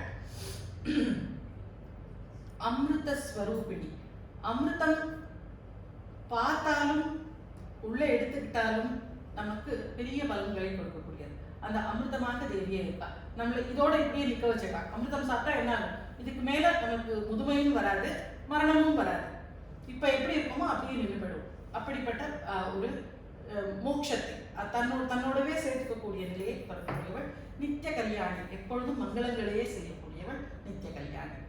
மஞ்சுள மேரு ஸ்ருங்க நிவாசினி, மேரு ஸ்ருங்கனா மேரு மலை தொடரினுடைய சிகரத்தில் வசிக்கக்கூடியவள், அந்த சிகரத்தில் வசிக்கக்கூடியவள், அந்த பிந்து ஸ்தானத்தில் இருக்கக்கூடியவள் மாதாஜெயவும் லலிதாம்பிகையே. இந்த இடத்துல நமக்கு எல்லா வேண்டுதல்களும் முடிஞ்சிருச்சு. சகசிராரத்துக்கு மேல இருக்கக்கூடியவழி துவாதசாந்த பெருவழி. துவாதசாந்த பெருவழின்னு பேரு. வெளியில அது மதுரை கஷேத்திரம், மதுரை தான் துவாதசாந்த பெருவழி. அந்த இடத்துக்கு நாம இப்ப வந்துட்டோம். அதாவது நம்மளுடைய சூக்ஷ்ம சரீரத்துக்கு எல்லாம் மேல இதையெல்லாம் தாண்டின ஒரு உன்னத நிலையில இப்ப வந்துடும். நம்ம அந்த இடத்துல இருக்கோம். ஸோ அது வந்து துவாதசாந்த பெருவழி மதுரை. இங்க ஒரு அற்புதமான ஒரு விஷயத்தை கேட்கிறார். இதையெல்லாம் தாண்டி அங்க போனதுக்கு அப்புறம் திரும்ப என்னை கொண்டு வந்து இதுல மாட்டி விட்டுறாங்க. அதான் இங்க கேட்கிற ஒரே விஷயம், கஷ்டப்பட்டு இது எல்லாத்தையும் தாண்டி பிறவி இல்லாத நிலையை தாண்டி துவாதசாந்தத்துக்கு போயிட்டேன். அங்க இருந்து திரும்ப என்னை பிடிச்சி கொண்டு வந்து நாயா பிறக்க விட்டு ஏதாவது செஞ்சிடாது, திரும்ப என்னை கொண்டு வந்து இங்க விட்டுடாத அப்படின்னு கேட்கறதுக்கு வலையொத்த வினை எது நம்ம பண்ணோம்னா, எதனால நம்ம பெரியவங்க சொல்லுவாங்க ஒரு கெட்ட பழக்கம் இருக்குன்னா அது ஒரே ஒரு தடவை தான் சும்மா செஞ்சு பார்த்தா என்ன அப்படின்னு நம்ம கேட்போம். அந்த ஒரே ஒரு தடவை அப்படிங்கிறது என்ன பண்ணணும்னா, நம்மளுடைய காரண சரீரத்துல ஒரு என்ட்ரியை போடும். ஏதோ ஒரு தப்பு வேலையை ஒரே ஒரு தடவை எப்படி இருக்குன்னு பார்க்கலாம் அப்படின்னு நீங்க செஞ்சீங்கன்னு வச்சுக்கோங்களேன், அது உங்க காரண சரீரத்துல ஒரு என்ட்ரி. அந்த என்ட்ரியை தான் வாசனைன்னு சொல்லுவாங்க. இந்த வாசனை எத்தனை பிறவிகள் தாண்டி கூட எப்பவாவது நீங்க உன்னத நிலையை அடைஞ்ச மகானா ஆகி நீங்க ஒரு பெரிய பெருமைகளோட நிறைய சித்துகள் எல்லாம் கிடைச்சிருக்கிறப்போ அந்த வாசனை வந்து அடிச்சு இங்க ஏதாவது ஒரு தப்பு பண்ணிட்டீங்க. நிறைய பேரை பார்க்கிறோம், நம்ம நிறைய சக்திகள் எல்லாம் இருந்ததுங்கிறாங்க, இவங்க நிறைய கொடுத்துருக்காங்க, நிறைய சக்திகள் நான் பார்த்துருக்கேன்னு சொல்றாங்க. ஆனா ஏதோ ஒரு சின்ன விஷயத்துல ஸ்லிப் ஆயிடுவாங்க. அந்த ஸ்லிப் எங்க இருந்து வந்துச்சு? காரண சரீரத்துல இருந்து வர்ற வாசனை. எப்பவோ பண்ண தப்பு காரியம் அங்க ரெஜிஸ்டர் ஆகிருந்து அதுல இருந்து வர வாசனையினால இப்ப நம்மளை செய்ய சொல்லி தூண்டும். இப்ப நாம இருக்கிற உன்னத நிலையிலிருந்து நம்மள அப்படியே அதுல பாதாளத்துக்கு கொண்டு போய் கொள்ளும். அதனால்தான் இந்த மாதிரி விஷயங்களை காரண சரீரத்துல ரெஜிஸ்டர் ஆக விடக்கூடாதுங்கிற. அதனாலதான் எப்பவும் செய்யக்கூடாது. தப்புன்னா அதுகிட்ட போகவே கூடாது. யாரும் பார்க்கலன்னு ஒரே ஒரு தடவை செஞ்சு பார்க்கலாம்னா அது என்ட்ரியில போடுறதுனால எப்பவும் பார்த்துக்கிட்டே தான் இருக்கும். காரண சரீரத்துல என்ட்ரி போடுறோம், பார்த்துட்டு உடனே ரைட்டு அப்படின்னு போட்டு வச்சிடும். அது எப்போவாவது நம்மளை உருட்டி விடுறதுக்குன்னே அந்த வாசனை திரும்ப வரும். ஸோ இந்த வாசனைகள் தான் நம்மளை செயல் செய்ய தூண்டுறது. வலை ஒத்த வினை. வலை இருக்காங்கல்ல, மானை பிடிக்கிறதுக்கு வலை போடுவாங்களாம். வலையை இந்த பக்கம் மான் எங்கேயோ போயிட்டு இருக்குமா, வலையை இந்த பக்கம் எங்கேயோ விரிப்பாங்களாம். விரிச்சிட்டு மான் போற அந்த பக்கம் வந்து பறை அடிப்பாங்களாம். இது என்ன பண்ணுமா, பறைக்கு பயந்து ஓடி வந்து தானே வலையில மாட்டிக்குவோம். அது ஏதோ சத்தம் போடுறாங்கன்னு அந்த சத்தத்துக்கு பயந்து அது ஓடி வந்து இந்த வலைக்குள்ள மாட்டிக்குவோம். அதுதான் சொல்றாரு வலை ஒத்த வினை. இந்த வலை விரிச்சு வச்சிருக்காங்கல்ல, இது மாதிரி என்ன இருக்கு, நம்மளுடைய வினைகள் நாம செயல்படுறது. கலை ஒத்த மனம். கலைனா மான். மான் மாதிரி என்னோட மனசு இருக்கு. மருள பறையார் ஒளி. அந்த பறை அடிக்கிறாங்க, அதனால மருள்கள் தான் பயப்படுறது. மருண்டு போறதுன்னா பயப்படுறது. எதுக்கு பயப்படுதுன்னா பறை ஒலிக்கு பயப்படுது. அது எது பறை ஒலி? இந்த இன்ப துன்பங்கள். ஒரு நல்லது ஒரு கெட்டது நடந்துச்சு, உடனே அதுக்கு ஒரு பயங்கர ரியாக்ட் பண்ணி அதுக்கு பெரிய பாவத்தை பண்ணி அதை 4 பேரை தப்பா பேசி பெரிய கர்மா மூட்டையை சுமந்துக்கிட்டு திரும்ப போய் நாமளே வலையில விழுந்துடும். இன்ப துன்பங்களால வினைகள். இன்ப துன்பங்களை தலையில தூக்கி சுமக்கிறதுனால வினைகள். பறை அடிக்கிறதுனால போய் வலையில மாட்டிக்கிறோம். இங்க இன்ப துன்பங்களால நம்ம மனசு என்ன பண்ணுது, இங்க இன்ப துன்பங்களுக்கு பயந்து அதுக்கு ஏதோ ரியாக்ட் பண்றோம்னு சொல்லி ஏதாவது தேவையில்லாத விஷயங்களை செஞ்சு பேசி நடந்து திரும்ப போய் வினைகளை சேர்த்துக்கிறோம். வினைகளை சேர்த்தா என்ன ஆகும்? வினைகளை அனுபவிக்க பிறவி எடுக்கும். ஸோ வலையொத்த வினை, கலையொத்த மனம். என்னோட மனசு மான் மாதிரி இருக்கு. மருள பறையார் ஒளி ஒத்த விதா. இந்த பறை அடிக்கிறது மாதிரி இந்த இன்ப துன்பங்கள் வந்து இன்பம் அடிக்கிறது, துன்பம், இன்பம் துன்பம், இன்பம் துன்பம். இன்பம் வந்த உடனே சந்தோஷத்துல தலைக்கால் புரியாம 4 பேரை கடிச்சு வைப்போம். துன்பம் வந்த உடனே கவலை தாங்காம இதுக்கு இவன் தான் காரணம், அவன் தான் காரணம், இவனால தான் வந்துச்சு, அவனால தான் வந்துச்சு, அதுக்கு ஒரு பெரிய லிஸ்ட் எடுத்துருவோம். ஸோ இது ரெண்டுமே என்ன பண்ணுது, வினைகளை கூட்டிடுது. அப்ப திரும்ப போய் வலையில விழுந்துடும், திரும்ப பிறகு. ஸோ இதுக்கு ரியாக்ட் பண்ணிக்கிட்டே இருந்தா திரும்ப பிறந்துகிட்டே இருக்க வேண்டியதான். சரி, அவன் மட்டும் கடிச்சிட்டு போறான்னு ஓடி போயிருச்சுன்னா பிரச்சனை இல்லாம போயிடும், தப்பிச்சு போயிடும், வலைக்கு வராது. ஸோ மருள பறையார் ஒளி ஒத்தவிதால் நிலையற்று எளியேன் முடியத்தக்கமும். அதனால பயந்து போய் இப்படி நான் ஓடி போய் என் வாழ்க்கையை இப்படி முடிஞ்சிடலாமா, முடியக்கூடாது. அதனால நிகழும் துகளாக வரும் தருவாய். இந்த விஷயங்கள் எல்லாம் எனக்கு இல்லாம போயிடும். அது மாதிரியான ஒரு வரத்தை கொடு. இன்ப துன்பங்கள் வேண்டாம். இன்ப துன்பங்கள் வேண்டாம்னா எப்படி? ஒன்றும் இன்பமாக இருக்கும், ஒன்றுமே வேணாம் சும்மா உட்காந்துருந்தா அது இன்பமாக இருக்குல்ல, அப்போ இன்பம் வருதுல்ல. அப்போ இன்பம் துன்பம் ரெண்டுமே வேணாம்னா எப்படி இருக்கிறதுனா ரெண்டையும் சமநிலையாக பார்க்குறது. ஓவரா தலைகீழாக ஆடக்கூடாதுன்னு சொல்லுவாங்க நம்ம வீட்டிலலாம். ஒன்றும் வந்துருச்சுன்னா அதுக்காக தலைகீழே நிற்காது அப்படின்னு. அப்படி தலைகீழே நிற்கவும் கூடாது, உருண்டு புரண்டு அழவும் கூடாது. ரெண்டுமே சமநிலையாக எடுத்துக்கிட்டு வாழ்க்கையை ஓட்டக்கூடிய நிலையை கூடாது. அலைவற்று அசைவற்று, எல்லாத்துக்கும் ரியாக்ட் பண்ணாம அலைவற்று அலைஞ்சு இதை சொன்னாங்க நாங்கள் போகிறது அவங்கள பற்றி இங்கே பேசுறது, அதுவும் இல்லாமல் அசைவற்று மனசு அசைய விடாம அனுபூதி பெறும். அந்த அனுபூதியை அடைஞ்ச இருக்காங்க அவங்களுடைய முடியில் வாழக்கூடிய வைடூரியமே. அது எங்க இருக்கு? துவாரசாந்த பெருவழி. அங்க இருக்கக்கூடிய இறைவனை சொல்லிட்டு இதை சொல்றப்போ கரெக்டா மலையத்துவசன் மகளே அப்படின்னு எடுக்கிறார். மலையத்துவச பாண்டியனுடைய மகள் தான் மீனாட்சி. மதுரையை பத்தி சொல்றதுனால இங்க வேற எங்கேயும் மதுரைக்கு உண்டான கோட் எதுவும் இருக்காதுங்க. நமக்கு அதை எப்படி உணர்த்துறது? இந்த இடத்துல மலையத்துவசன் மகளே, மலையத்துவச பாண்டியனுடைய மகளான மீனாட்சியே வருவாய் மாதாஜெயவும் லலிதாம்பிகையே அப்படின்னு இடத்துல சொல்லிட்டு இந்த பாடலினுடைய பலஸ்ருதியை நம்ம ஆரம்பத்திலேயே பார்த்தோம். எவரத்தினமும் இசைவாய் லலிதா நவரத்ன மாலையினை வென்றுடுவார். லலிதா நவரத்ன மாலையினை படிக்கக்கூடியவர்களுக்கு எவரத்தினமும் இசைவாய்னா நல்ல இசையோட, எவர் எத்தினமும், அது எவரத்தினமும் இல்லை, எவர் எத்தினமும், யாரு தினந்தோறும் அப்படின்னு அர்த்தம். யாரு தினந்தோறும் இசைவாய் நல்ல ஒரு பாடலோட நல்ல மியூசிக்கோட லலிதா நவரத்ன மாலையை படிக்கிறாங்களோ அவங்க அற்புத சக்தி எல்லாம் அடைந்து சிவரத்னமாய் திகழ்வார்கள் அப்படிங்கிறத சொல்லியிருக்காங்க. ஒரு தடவை பாராயணம் பண்ணுவோமா? சேர்ந்தா நான் சொல்றேன், நீங்க சொல்றீங்க. உங்க எல்லாருக்கும் தெரிஞ்சது தானே, சேர்ந்து சொல்லலாமா? மாதா ஜெய ஓம் லலிதாம்பிகையே, மாதா ஜெய ஓம் லலிதா. நாடி திருநாமமும் நீ துதியும் நவிலாதவரை நாடாதவளே. இப்பதான் பார்ப்போம். வெக்கப்பட்டுட்டு சொல்லாம இருந்தா தேவி கிட்டக்க வரமாட்டா. அதனால ஸ்கிரீன் பார்த்து நான் மூவ் பண்ணிக்கிறேன். ஸ்கிரீன் பார்த்து சொல்லுங்க. இது வந்து வெறும் மாதா ஜெய ஓம் லலிதாம்பிகை தான், அது நீங்களே சொல்லலாம். மாதா ஜெய ஓம்